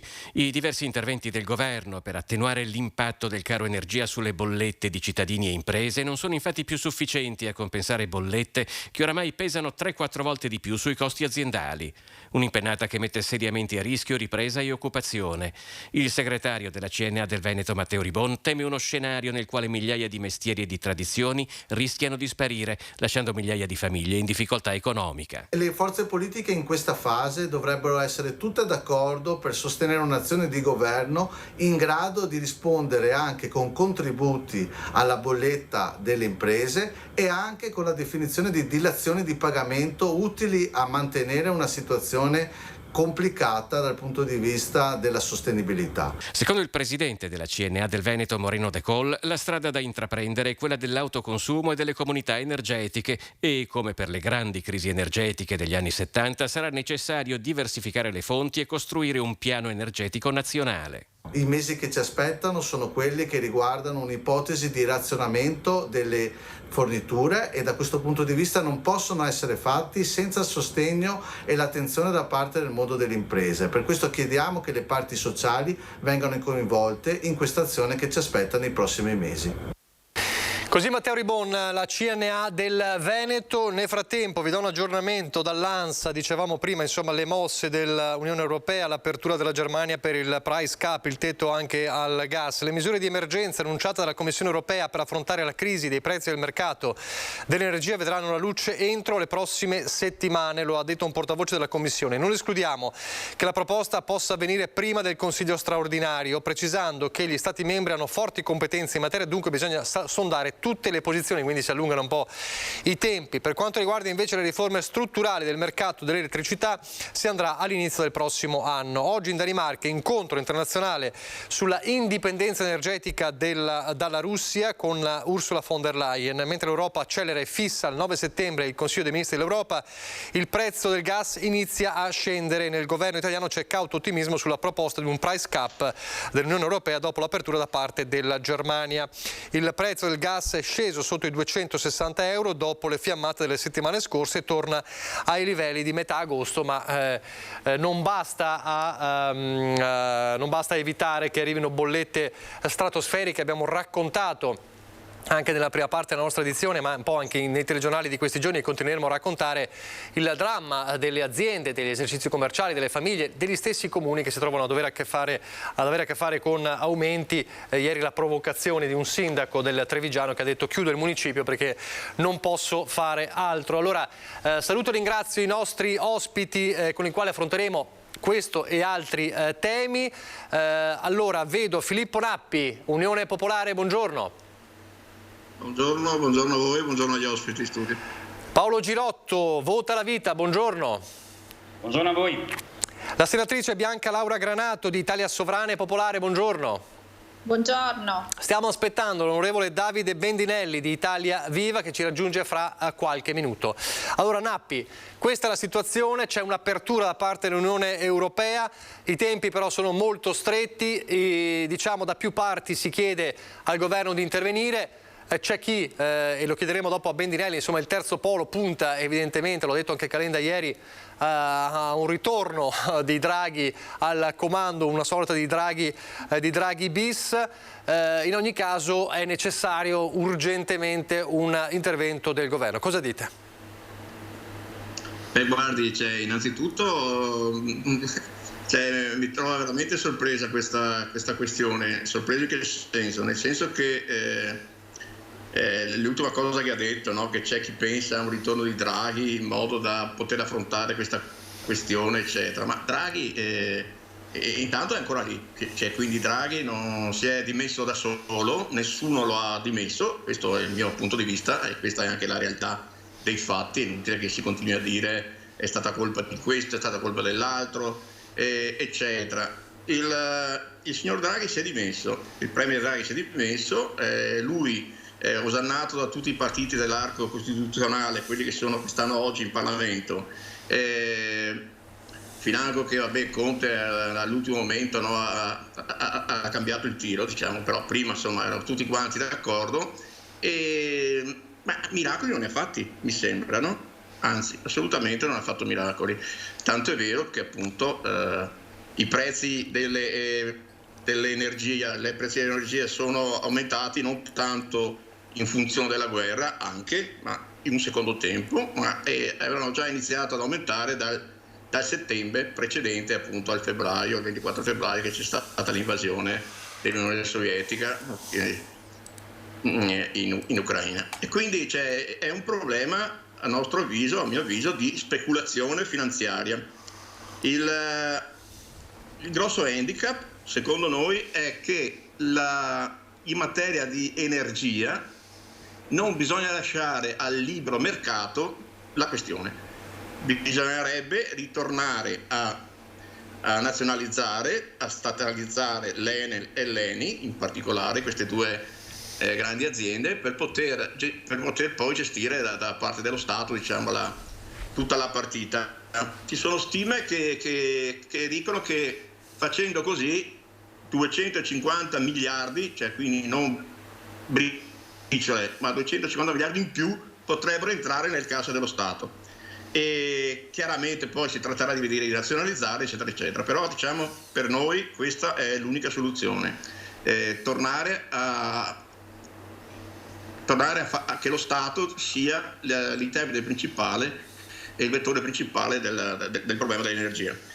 Girotto, poi sentivo... Sì, adesso vada pure. Subito. Poi sentivo, no, perché vorrei rispondere anche al segretario della CNA, giusto? Sì, che ha aperto, diciamo, il servizio, che mi sembra anche qua, cioè, è vero, e questa è una situazione drammatica, specialmente in tutto il territorio, ma anche da noi, se guardiamo appunto il territorio veneziano e nel Veneto, insomma, sembra che più di 250.000 piccole aziende, no? Parliamo anche di piccolissime aziende, no? Con un operaio, con due operai, aziende di tipo familiari, medie aziende, eccetera, potrebbero, se non si rimedia, no, ai costi esorbitanti, fuori comunque da qualsiasi logica, potrebbero ritrovarsi o a ridurre l'attività o addirittura, diciamo, a chiudere.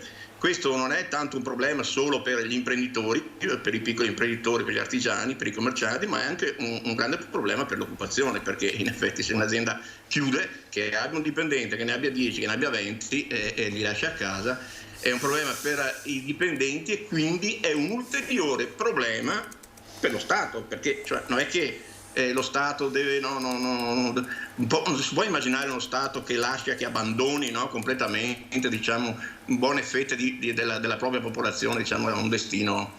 Allora è chiaro che la nostra proposta è una proposta diciamo, di lungo respiro, mica non è che domani mattina, anche se per domani mattina con la bacchetta magica si rinazionalizza l'Enel o l'Eni, immediatamente scatta il meccanismo per cui le bollette non sono più così alte, eccetera, no? Sappiamo bene che è un'operazione complessa, ma prima di tutto, e qui chiudo questa prima parte del mio intervento, prima di tutto dobbiamo capire che noi abbiamo fatto delle scelte, cioè che il Paese Italia, non noi di Unione Popolare, il Paese Italia ha fatto delle scelte e ha fatto la scelta di allinearsi ad altri paesi contro la Russia, perché è inutile nasconderci il fatto che a me sembra molto semplice.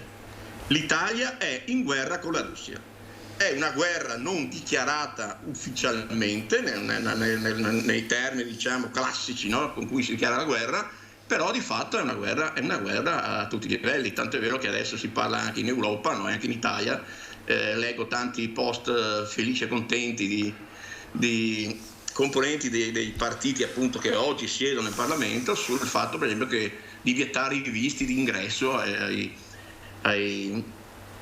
cittadini sovietici. Mi sembra delle cose allucinanti, da tornare indietro di secoli. Ecco, noi chiaramente fossimo al governo non seguiremo tutta un'altra politica, che non è essere putiniani o non essere putiniani, essere occidentali o non essere occidentali, è prima di tutto pensare agli interessi dell'Italia. L'interesse dell'Italia sicuramente è avere il gas al minor prezzo possibile, ma ancora interesse primario è andare verso una vera,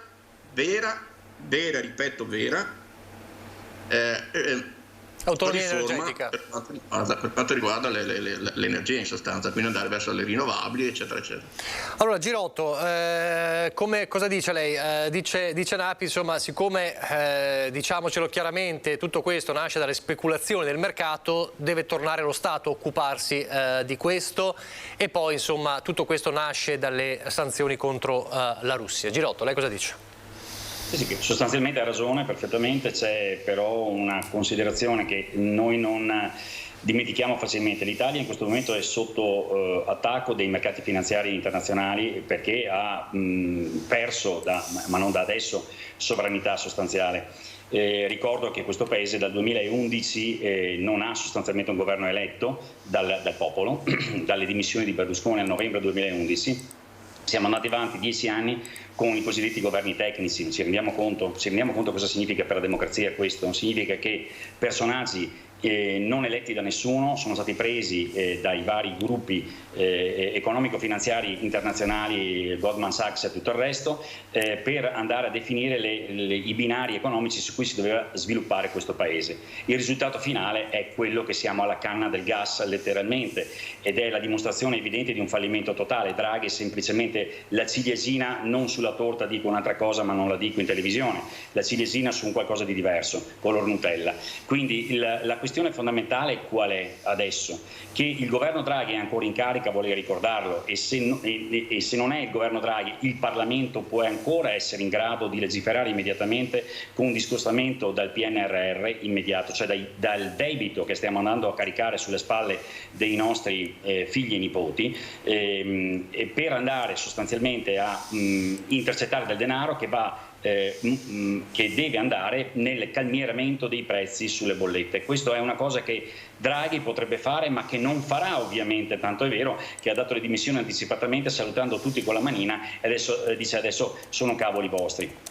Noi abbiamo, l'intervista è oggi sulla Verità di Luca Ciarrocca, giornalista economista degli Stati Uniti, che a Borgonovo dà un'intervista che è semplicemente pazzesca e dice che semplicemente l'Italia è sotto attacco finanziario, soprattutto se verrà dimostrata la vittoria, se verrà confermata la vittoria della destra. Cioè noi siamo sotto ricatto col fucile puntato dai mercati finanziari internazionali che ci stanno aspettando al varco, perché nel momento in cui salisse un governo non prono alle decisioni finanziarie anglo-americane, noi partirebbe la stessa speculazione che è già accaduta nel 2011 con Berlusconi, quindi spread alle stelle, eccetera, eccetera, eccetera. Ora, questo noi con Vita, che è l'alleanza nata con Sara Cunial e il Movimento 3V, vogliamo tornare semplicemente a riprendersi in mano un minimo di sovranità. Senza questa premessa non è possibile risolvere i problemi nell'immediato. Quindi io dico, la prima risposta immediata è dare immediata destinazione di fondi e di denaro che ci sono per calmierare le bollette. Cosa vuol dire? Vuol dire finanziare e dare soldi alle imprese che devono tenere aperto, perché se anche le imprese chiudono noi saremo al disastro. D'altronde, cosa ci stupiamo dopo 2 anni di psicopandemia in cui io, candidato alle regionali del Veneto, quarto arrivato, avevo già detto a settembre 2020, ragazzi, se andiamo avanti con queste chiusure e queste segregazioni lockdown, sarà inevitabile che il tessuto economico si indebolisca in maniera pericolosissima, cosa che purtroppo puntualmente è arrivata, e dopo 2 anni di follie da questo punto di vista siamo adesso appunto a dover decidere cosa? il razionamento del gas. Cosa facciamo? Chiudiamo un giorno o due il gas alla gente, alle persone? Chiudiamo, oppure non lo facciamo, lasciamo il gas alle persone, chiudiamo le aziende, e chi va in strada cosa farà senza un lavoro? Cioè, chi è responsabile di questo? Il governo che c'è stato finora, signori. Il governo che c'è stato finora si deve prendere carico di questo, ha una responsabilità totale, ed è l'ultimo anello di 8-10 anni di governi non eletti dal popolo italiano. In parte mi verrebbe dire ce lo meritiamo. Il 25 settembre abbiamo una possibilità, che è quella di dare un forte segnale di cambiamento. Il forte segnale di cambiamento non può essere nel votare uno dei partiti che hanno sostenuto Draghi. Il forte segnale di cambiamento deve essere di votare un partito come Vita, che ha una reale azione antisistema, e vuol dire uscita dalla NATO, uscita dall'euro, ripresa in mano di una sovranità. Ricordo, ultimo particolare, scusate, la speculazione sul gas a 300 euro, ma vi risulta, io ho ormai un'età, avete mai visto che l'Italia abbia subito una situazione di questo genere nei 60 anni passati? No, non è mai accaduto. C'è stato l'aumento della benzina, certo, del gas, ma tutti a livelli per cui la materia prima era assolutamente il costo quasi minore, se non, certo, non tra i principali, di una gestione economica aziendale. Come mai oggi è schizzato così? La guerra? No, signori, la guerra è una scusa, perché lo Stato italiano ha affidato al mercato olandese, al mercato speculativo e finanziario olandese, la gestione del prezzo del gas, e ancora una volta è stata una scelta politica, e quindi c'è una responsabilità precisa dietro questa scelta vergognosa che è stata fatta. Tenete presente che l'Olanda e la Norvegia in questo momento sono i paesi che stanno guadagnando follie di soldi perché estraggono il loro gas naturale, e avendo preso come esempio la Russia di Putin, stanno aumentando in maniera incredibile i prezzi, speculando naturalmente su questa necessità, e stanno facendo guadagni pazzeschi. Ora siamo in Europa, ma cosa facciamo? L'Olanda va per conto suo, la Norvegia, che è comunque parte della NATO, fa quello che vuole, ma se noi non interveniamo a questo livello, l'Europa a cosa serve? L'Europa creata in questo modo a cosa serve? E adesso i mercati internazionali e finanziari speculativi, Goldman Sachs, BlackRock e tutto lì, stanno aspettando che l'Italia elegga un governo non consono alle loro volontà per farsi affondare, e avranno le condizioni ideali per poterlo fare. Secondo voi che alternativa ha l'italiano? Correre alle urne e votare un partito realmente antisistema, se no ragazzi stiamo con le copertine quest'inverno, e non solo. Senatrice Granato. Dunque, le analisi che ho sentito dai colleghi sono assolutamente corrette, nel senso che purtroppo quello che stiamo vivendo e subendo è il frutto di scelte precise fatte da questo governo, scelte che portano l'Italia ad una continua perdita di sovranità e di capacità di autodeterminazione nella gestione delle politiche economiche e delle politiche energetiche. Queste sono iniziate già attraverso scelte fatte l'anno scorso, quindi di attingere per l'approvvigionamento del gas già molto prima di queste materie, appunto molto prima che scoppiasse il conflitto tra Russia e Ucraina, sul mercato. E quindi questo però sempre è parte del problema, perché un'altra parte è imputabile alle speculazioni fatte da Eni. Quindi da una parte questo governo ha aderito a quelle politiche di approvvigionamento assurde fatte dall'Unione Europea l'anno scorso, dall'altra chiaramente non ha vigilato sulle speculazioni effettuate da Eni. Quindi cosa si può fare nell'immediato? Innanzitutto c'è aperto il decreto aiuti che si discuterà aiuti bis che si discuterà alla Camera nella prossima settimana, quindi è possibile che questo decreto venga presenti delle proposte emendative che possano andare nella direzione innanzitutto di una tassazione seria degli extra profitti di queste aziende, e che poi chiaramente con i proventi di questa tassazione si vadano a calmierare tutti gli effetti sulle bollette di questi rincari improvvidi. Poi chiaramente sono d'accordissimo giustissimo che debbano essere si debba procedere ad una diverso a medio-lungo termine ad una nazionalizzazione di queste multinazionali, quindi Eni, Enel, eccetera, e quindi bisogna che l'energia, che è un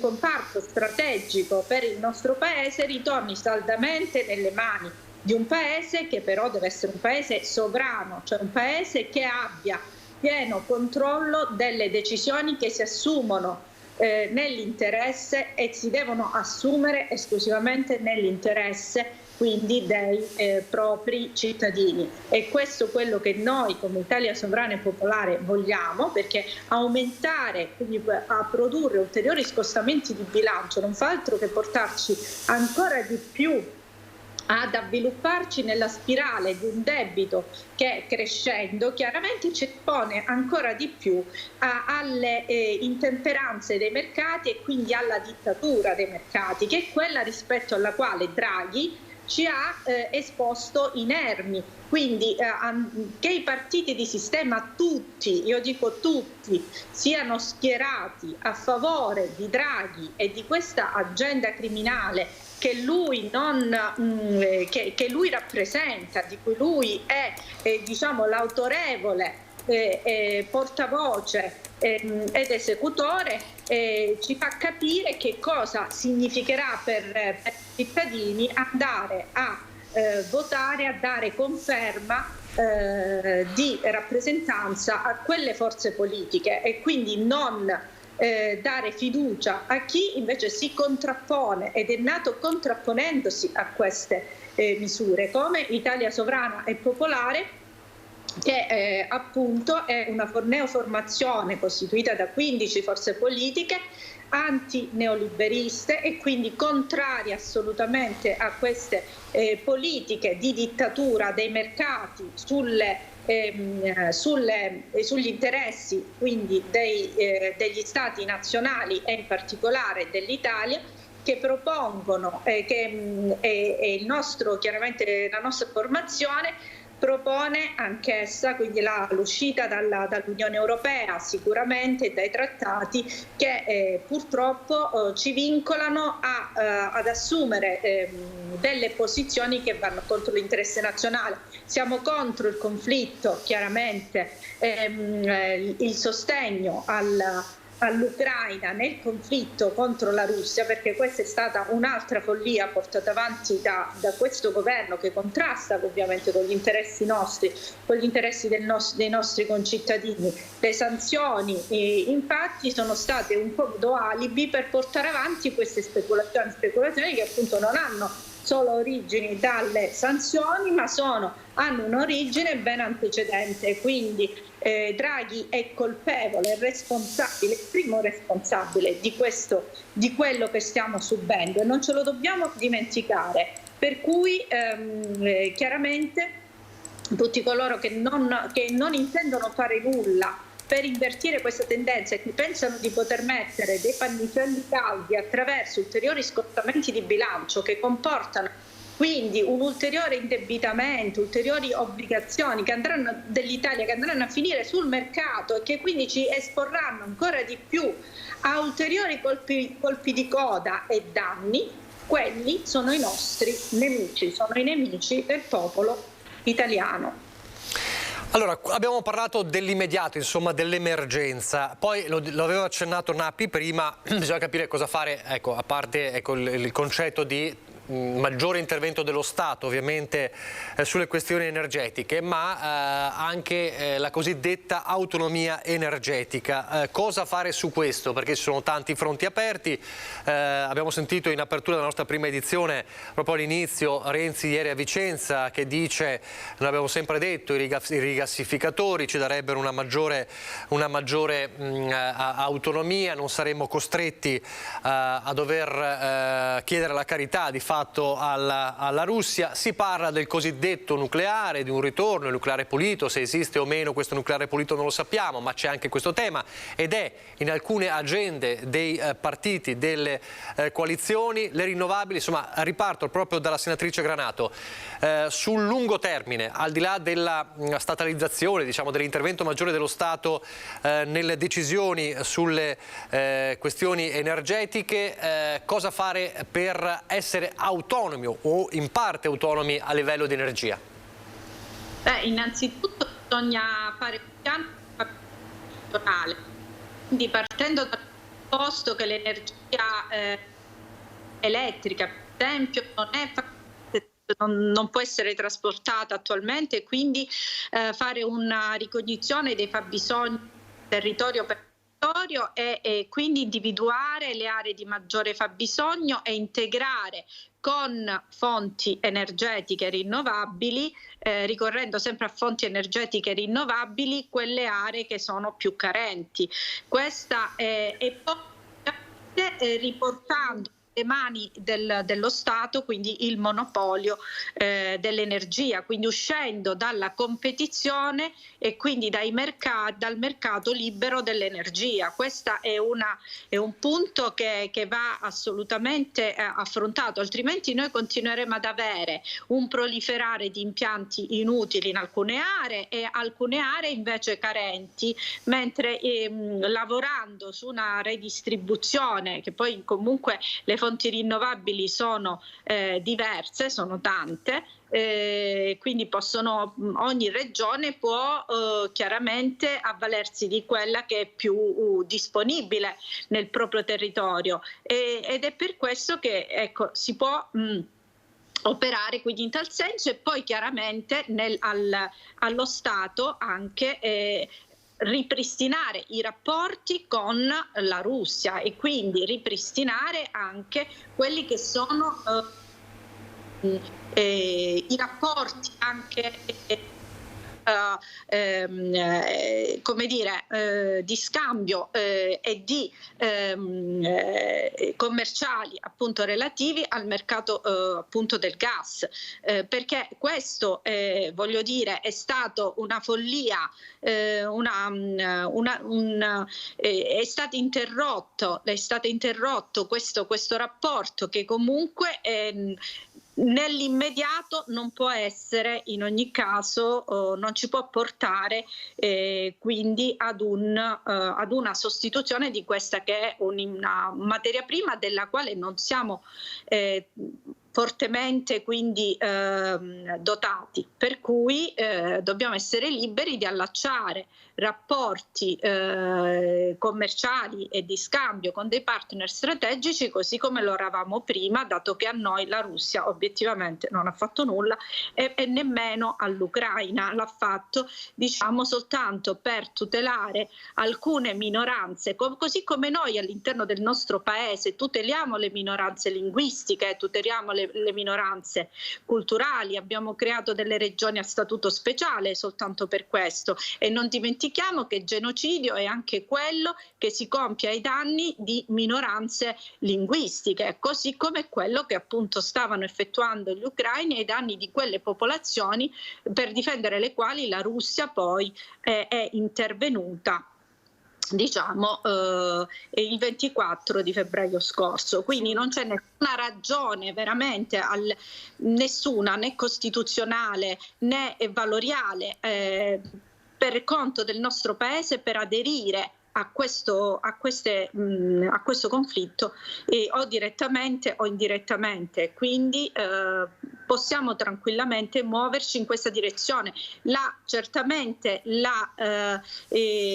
l'energia che proviene dal nucleare non è un'energia green, quindi non può essere classificata come tale. Questo smaschera ulteriormente la truffa europea della transizione ecologica. Non si può considerare una transizione ecologica quella che ci porta verso il nucleare, che non è che purtroppo produce scorie che allo stato attuale non possono essere smaltite se non con grave rischio per la salute.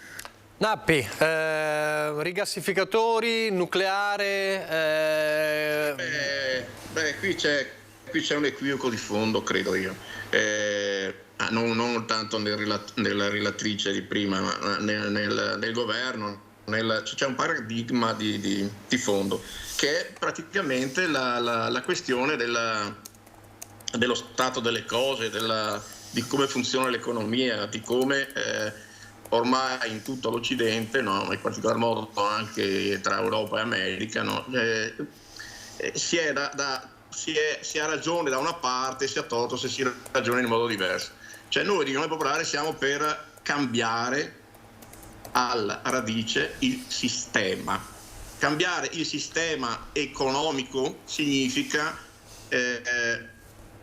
avere anche tanta fantasia, ma non solo. Significa, per esempio, non solo nazionalizzare, come si diceva prima, no, le aziende che producono e distribuiscono energia in Italia, Enel, Eni in primis, ma anche fare in modo che i prezzi siano dei prezzi amministrati, dei prezzi che servono effettivamente all'economia italiana, quindi alle aziende italiane, che siano appunto decenti, che non facciano andare fuori mercato le aziende italiane e che non facciano in particolar modo andare fuori mercato, diciamo, le famiglie italiane, gli anziani italiani, i pensionati italiani, i possessori del reddito di cittadinanza italiani e devo dire sinceramente anche i lavoratori nel loro complesso, che non è che prendono delle paghe, no, chissà quanto ricche, come i parlamentari o come i senatori o come i dirigenti d'azienda o come i dirigenti dello Stato, no? Insomma, per un conto è avere 300-400 mila euro all'anno, no? E un conto è prendere 20 mila euro all'anno, 15 mila euro all'anno, 11 mila euro all'anno. Allora, come si fa a ridurre i costi, no? Le famose bollette, no, del gas e della luce? Personalmente, per esempio, io ho ricevuto una bolletta del gas di 630 euro per un trimestre. Ora, è chiaro che essendo un pensionato, e come me tantissimi milioni di altri, cioè, non è che si faccia fronte tranquillamente, no, a bollette del genere. Ora, come si fa? Si fa non tanto mettendo il tetto, perché io ho capito che la Germania finalmente, no, l'Europa, Draghi tenta di mettere il tetto al prezzo del gas, no, un tetto massimo, diciamo. Non si fa tanto così, ma si fa togliendo per esempio gli extra profitti. Sappiamo tutti, perché l'abbiamo letto dappertutto, che ad esempio l'Eni ha avuto, no, negli ultimi tempi 8 miliardi di extra profitti sul gas. 8 miliardi di extra profitti, ma io dico questo: gli extra profitti non dovrebbero esistere, gli extra profitti dovrebbero essere un reato, perché è un imbroglio, è un furto ai cittadini, alle imprese, a tutti gli italiani. Quindi secondo me bisogna cambiare completamente questo stato di cose, ma alla radice il profitto è un discorso, l'extra profitto è un furto, è come dire l'inflazione, anche l'inflazione per esempio, visto che l'inflazione va di pari passo con l'aumento, diciamo, no, dei prezzi dell'energia, no? Siamo arrivati, se ho capito bene, al 10% circa, no? E quindi la spesa al supermercato e quindi tutti gli altri prodotti di prima necessità che ogni famiglia, diciamo, tutti i giorni, no, ha bisogno di acquistare per poter vivere quel minimo in modo decente. Anche l'inflazione è un furto legalizzato, e noi che ci giriamo intorno, no? Da quando poi è stata bloccata la possibilità di recuperare, no, il costo della vita che si perde con l'inflazione, è ancora peggio. Dato che io non sono giovanissimo, no? Sono diversamente giovane, come si suol dire, no? E certi momenti li ho passati nella mia vita, no? Dagli anni 70 ad oggi, e ho verificato che se dal punto di vista, diciamo, dei diritti civili, no, siamo andati meglio, adesso sembra ci sia una battuta di arresto grazie appunto alla destra, no, che impazza, diciamo, no? Però dal punto di vista dei diritti sociali e dei diritti, diciamo, economici non è che siamo andati bene. è sparito il Job Act, si è fatto il Job Act, quindi si è demolito lo Statuto dei lavoratori, l'articolo 18 si è demolito, cioè il lavoro è diventato sempre più precario dopo la legge Biagi, eccetera. Il lavoro a nero impazza, il lavoro sottopagato impazza ancora, e quindi chiaramente l'unico modo per abbattere i costi è quello di aumentare la capacità di spesa dei cittadini. Come si fa per aumentare la capacità di spesa dei cittadini? Si fa aumentando i salari, cioè facendo un salario minimo orario di 10 euro all'ora come proponiamo noi, di 1.600 euro al mese come proponiamo noi, e si fa agganciando i salari e le pensioni al caro vita, cioè un ritorno, diciamo, alla scala mobile. Vogliamo definirla in altro modo, vogliamo riformularla, vogliamo metterci dentro il paniere alcuni prodotti invece di altri, questo è un altro discorso, no? Però il principio deve essere quello. Io questo penso. Poi per quanto riguarda appunto la guerra, anche qua la guerra, a mio avviso, non ha nessun senso. Prima di tutto dobbiamo dirlo finalmente in modo chiaro e preciso: la guerra è iniziata in Ucraina almeno dal 2014, ma anche molto prima, ed è iniziata perché il potere ucraino voleva, appunto, come diceva anche l'esponente di la senatrice Granato. La senatrice Granato, appunto, perché si voleva annientare una minoranza, linguistica, non solo linguistica, ma anche che credeva, diciamo, no, nella Russia come appunto fatemi tornare, se no usciamo un attimo dal seminato. Volevo sentire un attimo Girotto sulla questione autonomia energetica, cosa fare per, al di là di quello che si è detto prima, cercare di avere una certa autonomia energetica laddove è possibile, insomma, al di là di ripristinare un rapporto con la Russia. Ma c'è un modo, secondo lei, per avere, se c'è qualcosa che ci ha insegnato questa situazione, è che l'Italia dipende troppo su alcuni fronti da altri paesi. C'è un modo, secondo lei? Queste sono state scelte politiche precise, fatte ovviamente come sempre da governi illegittimi, non eletti da nessuno. Tenete presente che nel 2011 la dipendenza che l'Italia aveva dal gas russo era del 20%, e allo scoppio della guerra noi eravamo oltre il 40%, la Germania il 50%. Allora queste sono scelte politiche che sono state fatte demenziali, perché ovviamente a qualcuno è tornato comodo, e molto comodo in termini probabilmente di prebende di vario tipo, legarsi esclusivamente ai gasdotti russi, perché ovviamente era un gas a basso costo, eccetera. Ma legarsi a un'unica fonte è ovviamente un'impresa stolta e irresponsabile, perché un paese come il nostro, totalmente dipendente dalle fonti energetiche straniere, deve quantomeno diversificare, come era sempre stato fatto dall'ENI ex Agip, quando per esempio c'era Mattei, il quale andava naturalmente a prendersi il petrolio da almeno una decina di paesi esteri, e non certo si affidava a uno solo. Altro particolare, l'unica azione del governo Draghi che poteva essere stata intelligente, che è stata intelligente, è stata andarsi a chiedere il gas all'Algeria per tempo, primo paese europeo che l'ha fatto, e non è stato fatto per amore del governo Draghi o dell'Italia, è stato fatto per l'intermediazione indispensabile della famiglia Mattei, in particolar modo del nipote di Mattei. Mattei ha monumenti in Algeria, non so se lo sapete, ha monumenti in Algeria. Sapete perché? Perché Mattei fu colui il quale consentì al governo rivoluzionario algerino, che stava combattendo contro l'esercito francese che brutalmente stava reprimendo la guerriglia algerina, la Francia disse a un certo punto: guardate che noi andiamo via, se voi ci lasciate l'estrazione del petrolio e del gas la lasciate al nostro ente energetico nazionale. A quel punto lì Mattei intervenne e disse: guarda che potete tranquillamente fare a meno, perché la tecnologia per l'estrazione e tutto il resto ve la diamo noi. Capite perché la Francia leggermente il dente avvelenato c'era restituito in Libia con l'eliminazione di Gheddafi qualche anno dopo. Il gas algerino è stata un'ottima azione di diversificazione che l'Italia, che adesso Macron sta cercando di rubarci, andando la settimana scorsa, è proprio stato in Algeria, nel tentativo di interferire sul contratto che il governo italiano ha stipulato. Allora, rispondendo alla domanda che lei mi ha fatto, è questa: sull'immediato noi non possiamo diversificare una mazza, sull'immediato noi possiamo cercare ovviamente di mantenere i livelli col gas russo al momento e cercare di incrementarli se è possibile.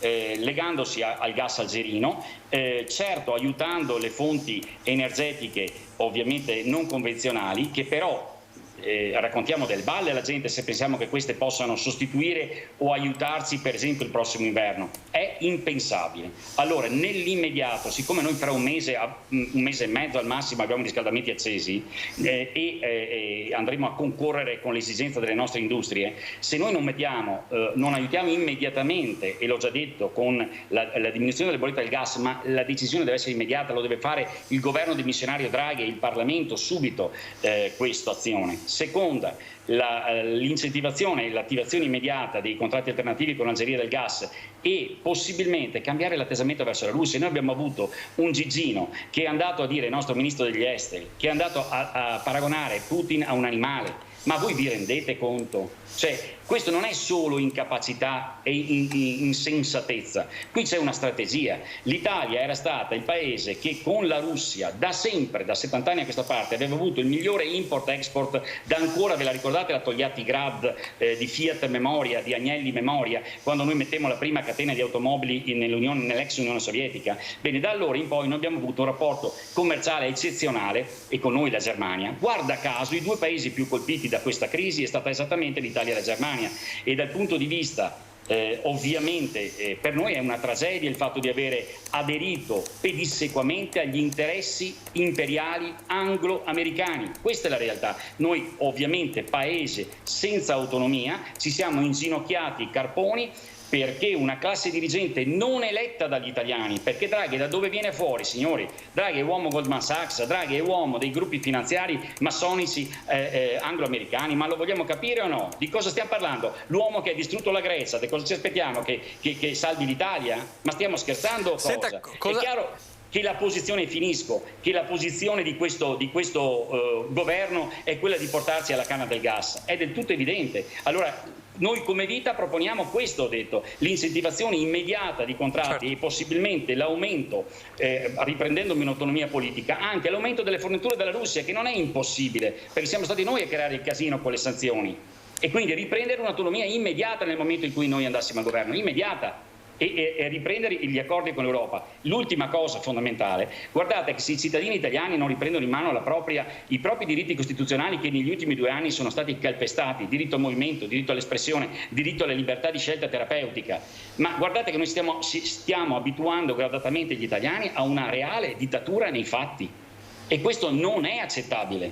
Ecco perché chi non va a votare il 25 non ha capito una mazza, e soprattutto chi non voterà un partito antisistema ha capito ancora meno, perché se si illuderà che un partito che ha sostenuto il governo Draghi, cioè il governo dei grandi gruppi finanziari stranieri fino ad oggi, possa cambiare le carte in tavola, ha solo un'illusione.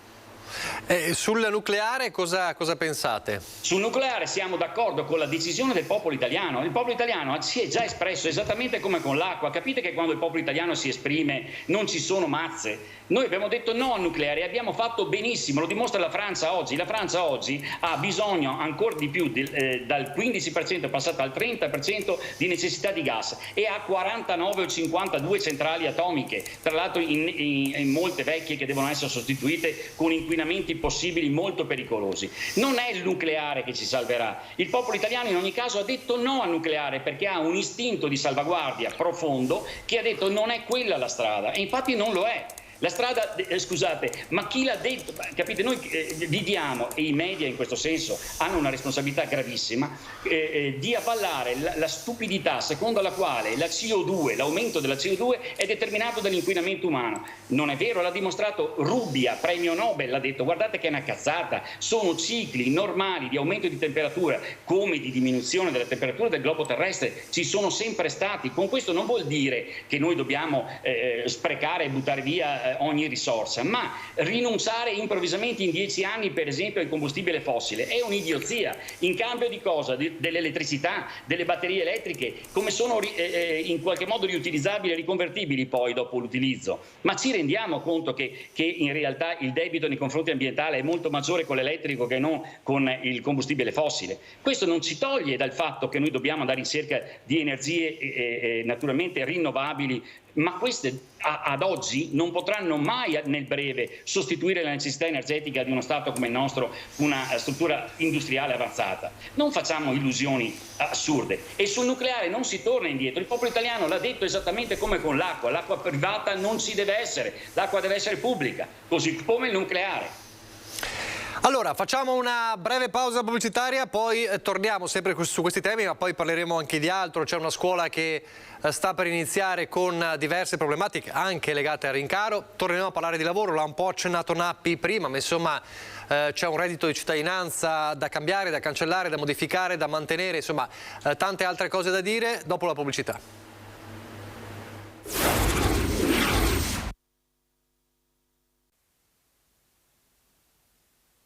Ho ricevuto proprio pochi minuti fa una telefonata di un pensionato che mi dice: ti sei reso conto che abbiamo avuto l'aumento di più del doppio della legna da ardere? È la mazzata delle mazzate per chi vive in montagna. Anche il prezzo della legna da ardere, tra le fonti energetiche utilizzate da chi, e nel bellunese sono tanti, si scalda con la stufa, sta registrando aumenti inspiegabili. Uno dei tanti costi aggiuntivi a carico di lavoratori, pensionati, famiglie e imprese che oramai sono devastanti. Quest'anno sarà, credo, proprio un autunno difficile, caldo e intenso, insomma.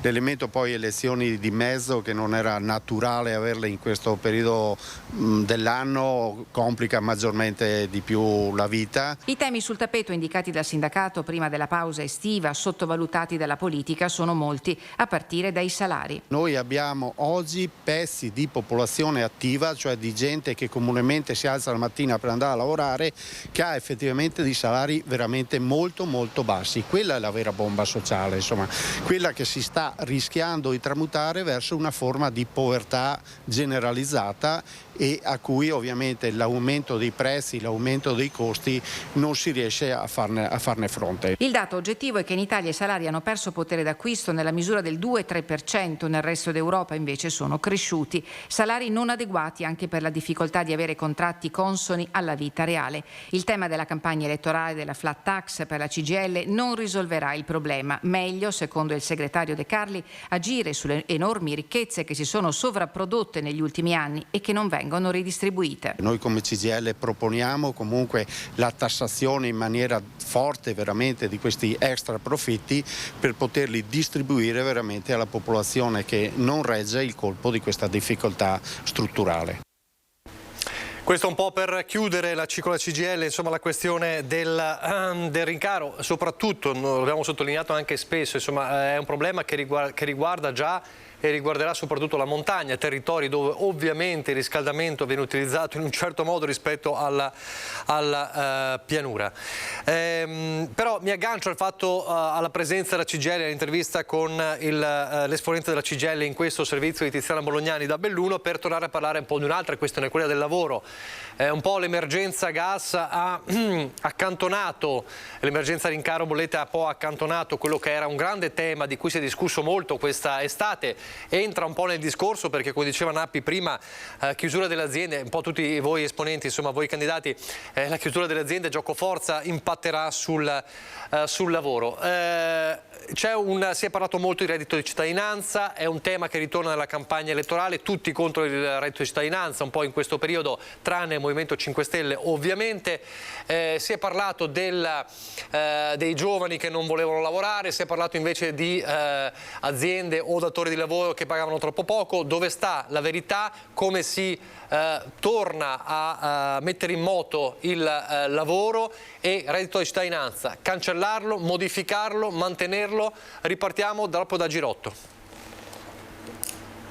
Allora, mi fa sorridere il fatto che il rappresentante della CGIL si preoccupi e dica e parli di problemi del lavoro che sono indubbiamente gravi. Ma dov'era la CGIL e il sindacato quando nei 2 anni di psicopandemia si è ricattato il lavoratore con il Green Pass e dicendo tu puoi lavorare soltanto se hai il lasciapassare verde, altrimenti non puoi lavorare, resti a casa e viene sospeso, e sono state migliaia i lavoratori del campo non solo sanitario ma anche quello poi dell'industria eccetera, lasciati a casa in una situazione di emergenza, soprattutto di quelli sanitari. Poi sono migliaia i medici nella provincia di Padova che sono stati lasciati a casa soltanto perché avevano rifiutato la vergognosa imposizione e ricatto vaccinale, che poi non era un vaccino, sapete che era un sierogenico, e quindi un sierogenico di tipo sperimentale che è stato imposto con ricatto lavorativo alle persone. Dov'era la CGIL? Dove erano i sindacati? Questa è stata la premessa attraverso la quale poi si è innescata una crisi del lavoro e una crisi economica pesantissima. Chi può negare che in questi 2 anni folli di chiusure, di cosiddetti, io l'ho sempre chiamata segregazione, non lockdown, abbia aperto la porta a una crisi economica gravissima e irreversibile, anche nel famoso e nel ricco nord-est. Questo è stato creato perché nel silenzio totale dei sindacati che dovevano assolutamente imporsi a una linea confindustriale e sanitaria semplicemente delinquenziale. Oggi noi abbiamo che i morti da Covid sono dati dell'Istituto Superiore di Sanità, non sono io che li sto dicendo. Il 60% dei morti di Covid oggi sono trivaccinati. Ma allora di cosa stiamo parlando? Abbiamo diviso la popolazione italiana in 2 categorie, i non vaccinati, delinquenti e untori, e mentre i vaccinati... Girotto, mi lasci dire che... Finisco, perché questo le ho chiesto un'altra cosa però. Le ho chiesto un'altra cosa, dopo la affrontiamo. Che lei sta concedendo, dico questo, perché questa è la premessa per far capire alla crisi economica che stiamo vivendo in questo momento. Un sindacato CGIL che non ha detto una parola di fronte a questa infamia e che adesso dice adesso c'è il problema del lavoro, siamo in crisi economica. E cosa vogliamo fare in questi mesi che siamo alla canna del gas? Adesso che le industrie hanno... Ancora una volta la risposta è aiutare l'industria immediatamente con provvedimenti immediati, riduzione del costo del lavoro, ma sono 20 anni che se ne parla, il famoso cuneo fiscale, ma bisogna ridurre assolutamente il costo del singolo dipendente, primo, immediato, aumentare ovviamente gli stipendi per quello che sarà possibile, ridare fiato ai costi reali energetici delle aziende. Se si fa questo, però questo richiederebbe un governo in grado di avere una sovranità nazionale, cosa che noi non abbiamo, capisce? E poi mi lasci anche concludere che la stampa dia, adesso voi mi avete invitato e ci avete invitato perché siamo in cosiddetta par condicio, ma quando mai io riesco a parlare dal vostro canale o da qualunque altro canale televisivo e poter dire guardate che c'è un'Italia, io sono arrivato quarto alle elezioni regionali, terzo alle elezioni per sindaco di Padova, voglio dire c'è una parte della popolazione che la pensa in modo radicalmente diverso da come avete l'abbiamo raccontato un sacco di volte, L'abbiamo raccontato un sacco di volte, anche raccontando le piazze quando scendevano in strada contro i Green Pass.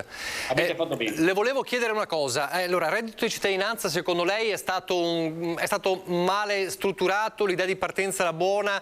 Guardi, era meglio tornare al REI, come dice altri, reddito di inclusione? Guardi, allora lasciamo stare i nomi, ha poca importanza. Vuol dire passare una pippata di tabacco, un reddito veramente da fame, a qualcuno. In alcuni casi ce n'è bisogno, io non lo sto escludendo, dico solo è interessante vedere come nelle elezioni del 2018, le uniche che hanno interrotto 11 anni di governi tecnici, durato poi peraltro un anno, il Movimento 5 Stelle ha vinto su tutte le regioni del sud Italia, tutte.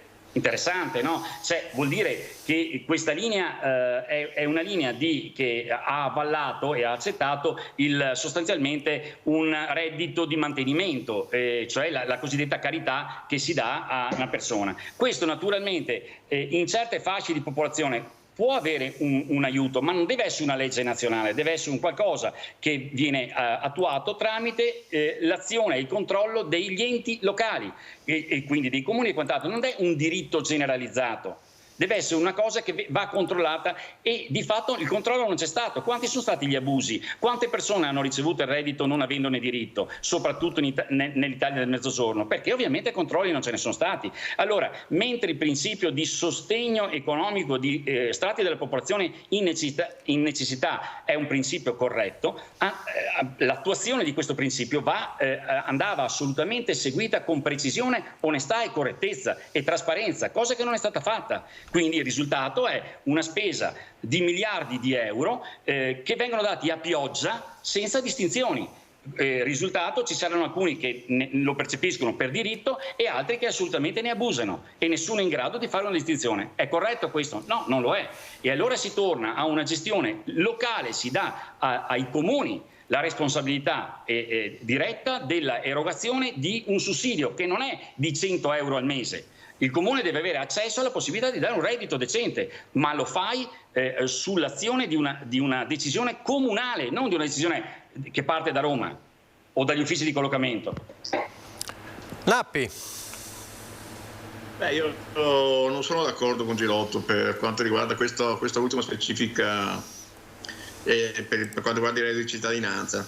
Anch'io posso dire che il reddito di cittadinanza, così come è stato concepito, forse potrebbe essere migliorato.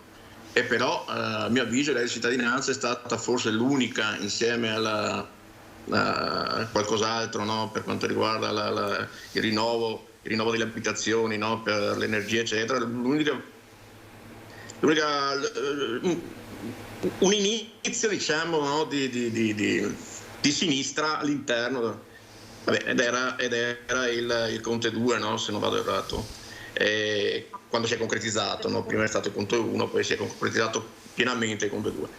Il reddito di cittadinanza, io voglio ricordare Girotto e a tutti quelli che sono contro il reddito di cittadinanza in generale, è una misura che esiste in tutta l'Europa evoluta, chiamiamola così, d'accordo?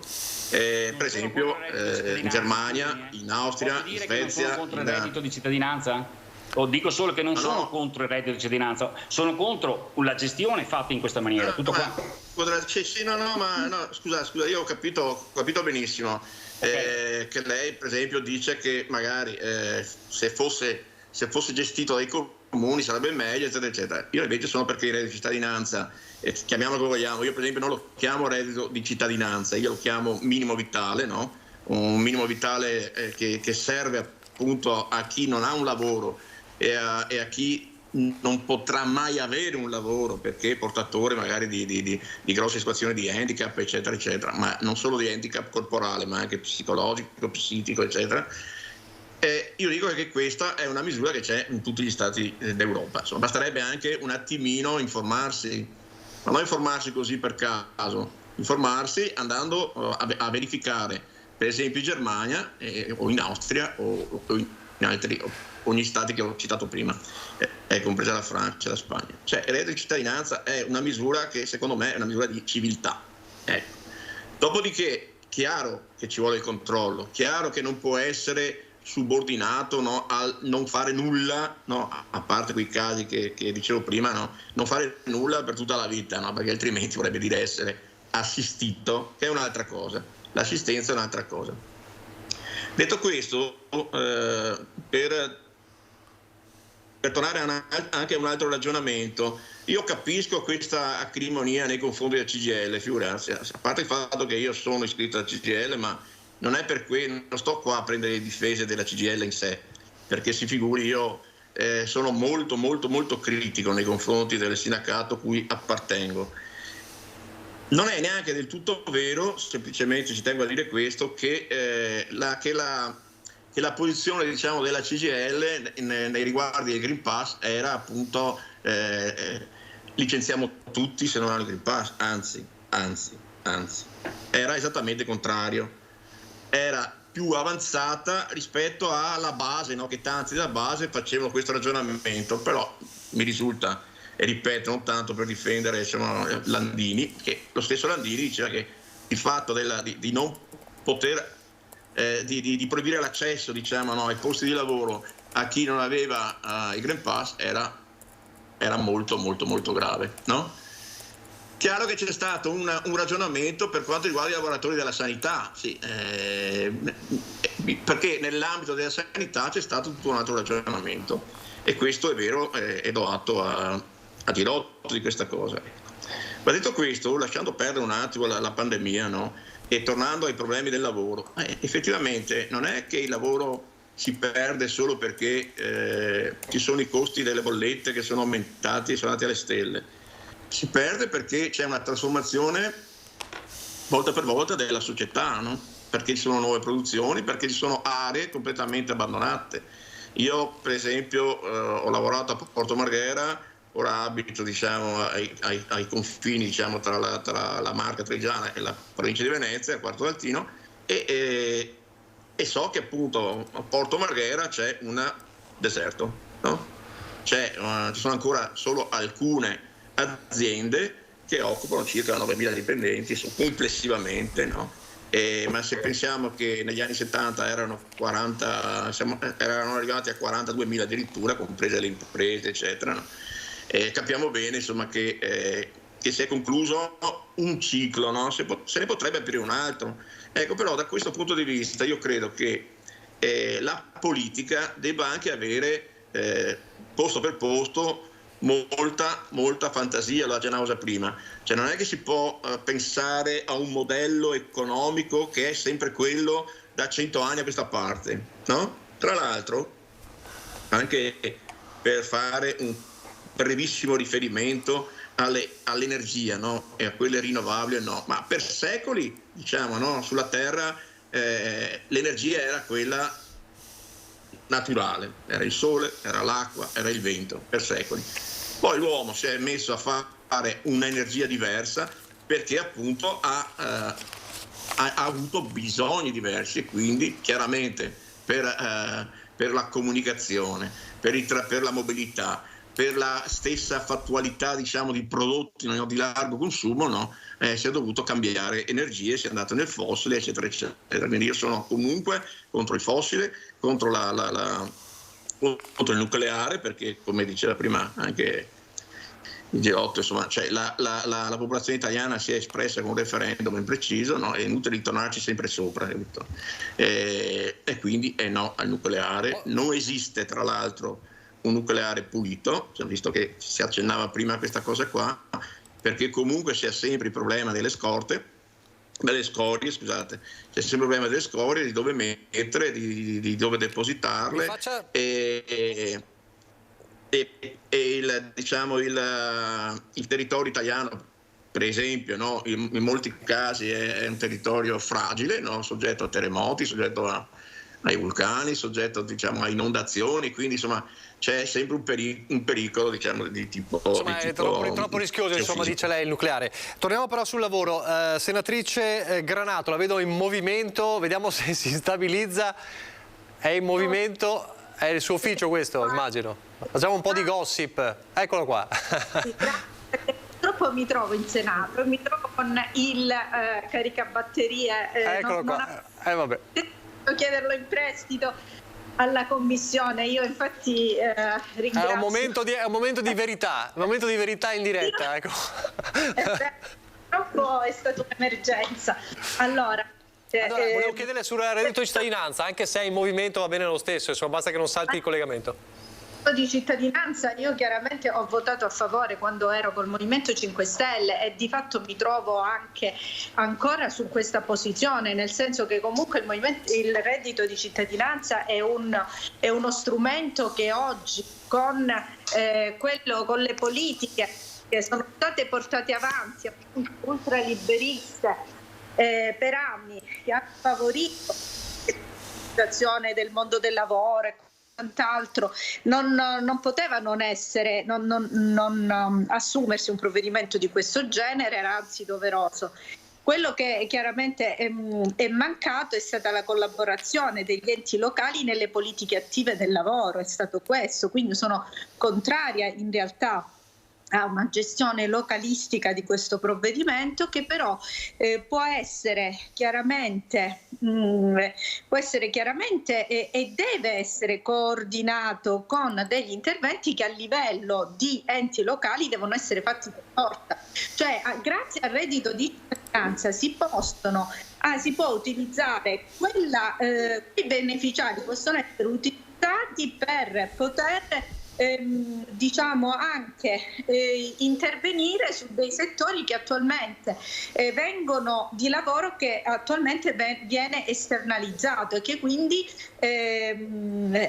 insomma chiaramente ci consentirebbe, in questo modo consentirebbe agli enti locali anche di risparmiare qualcosa, perché infatti il reddito di cittadinanza era combinato con anche delle politiche attive del lavoro presso gli enti locali, che poi gli enti locali non hanno in molti casi neanche attivato, quindi si può sicuramente migliorare il provvedimento, ma già il governo Draghi ha fatto dei tagli mostruosi soprattutto a quelle famiglie che avevano disabili al loro interno. Pensate che una famiglia con 5 figli e un ragazzo gravemente disabile, a causa di un bonus una tantum sulla pensione di invalidità del disabile, ha perso praticamente, più che dimezzato il reddito di cittadinanza, ha ridotto il reddito di cittadinanza a 200 euro a fronte di 300 euro, quindi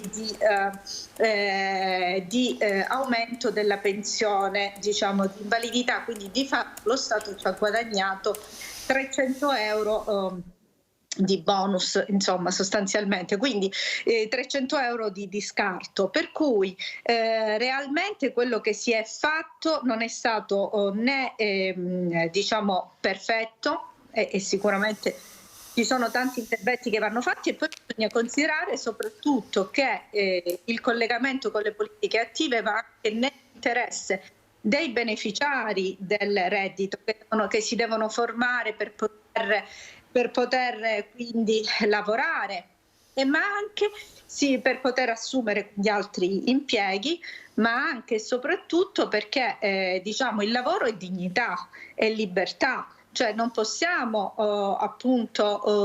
perché queste persone che sono diventate non per loro colpa, ma per colpa delle politiche che sono state indirizzate verso la precarizzazione del lavoro, proprio anche grazie alla CGIL, grazie ai sindacati che hanno fatto degli interventi vergognosi e che si sono sempre schierati a favore del Partito Democratico, anche indirettamente, perché anche quando hanno raccolto le firme contro il Job Act, poi alla fine hanno accondisceso a tutto quello che il Partito Democratico ha portato avanti, quindi sul lavoro, direttamente o indirettamente, e hanno sostenuto le politiche oltretutto del governo Draghi. Non dimentichiamo la mano sulla spalla di Landini messa da Draghi dopo la devastazione, diciamo, della sede che è stata, diciamo, una presa in giro, no? Della CGIL il 9 ottobre del 2021.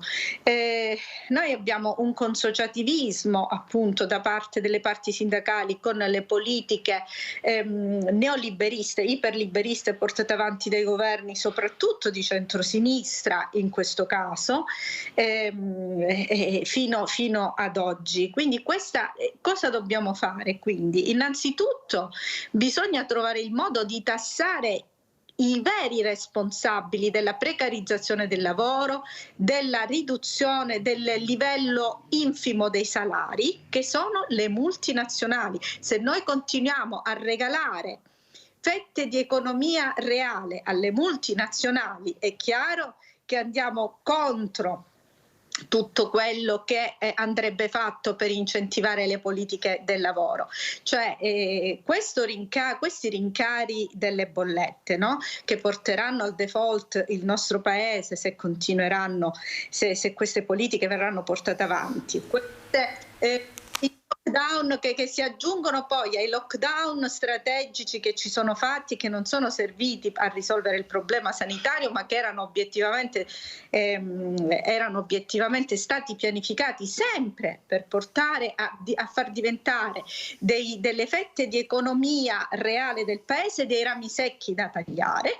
Tutto questo ci porta chiaramente alla perdita di posti di lavoro, alla perdita di potere d'acquisto, cioè sono tutte le politiche messe insieme dal governo Draghi e dai suoi predecessori che hanno appunto determinato questa situazione. Quindi dobbiamo assolutamente invertire la tendenza. Innanzitutto bisogna tassare le multinazionali vanno tassate, loro devono pagare le tasse esattamente come e più delle altre imprese italiane. Bisogna aiutare le imprese italiane che in questo momento sono state messe in difficoltà, non che ci si sono trovate per caso, sono state messe apposta in difficoltà e quindi vanno aiutate con una tassazione diciamo con delle forme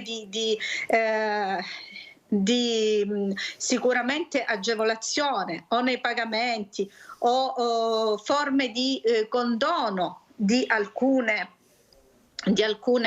per alcune chiaramente tranche di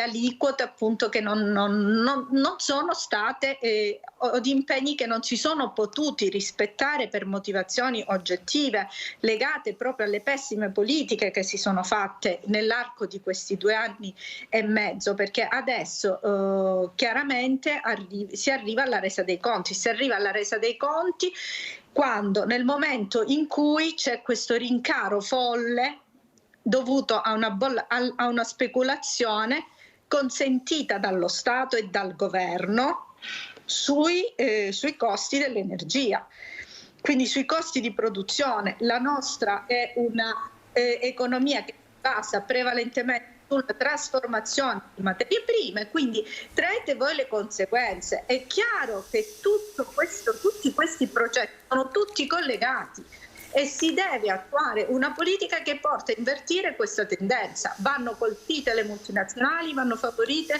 le piccole e medie imprese, vanno detassate le imprese che per i primi 5 anni che appunto esordiscono, che nascono per favorire la nascita di altre piccole e medie imprese, e quindi vanno bloccate queste speculazioni sul mercato dell'energia, vanno tassati gli extra profitti di queste multinazionali, vanno riprese i rapporti con la Russia e quindi cancellate le sanzioni e ripristinato il canale di approvvigionamento di gas. Tutte queste cose insieme. L'unica, la ricetta, insomma, un po' come hanno detto anche gli altri esponenti, che io ringrazio perché il tempo è finito. Ci risentiremo ovviamente in questi giorni, da qui al 25 settembre ci rivedremo più e più volte anche per affrontare tanti temi che non riusciamo ovviamente in un'ora ad affrontare completamente. Grazie a Paolo Girotto, Vita, grazie a Filippo Nappi, Unione Popolare, e grazie alla senatrice Bianca Lauro Granato di Italia Sovrana e Popolare. Ci spiace che l'onorevole Bendinelli poi non si sia più collegato, aveva qualche problema tecnico, ci dispiace, insomma, un po' per lui e un po' per noi. Grazie per essere stati con noi.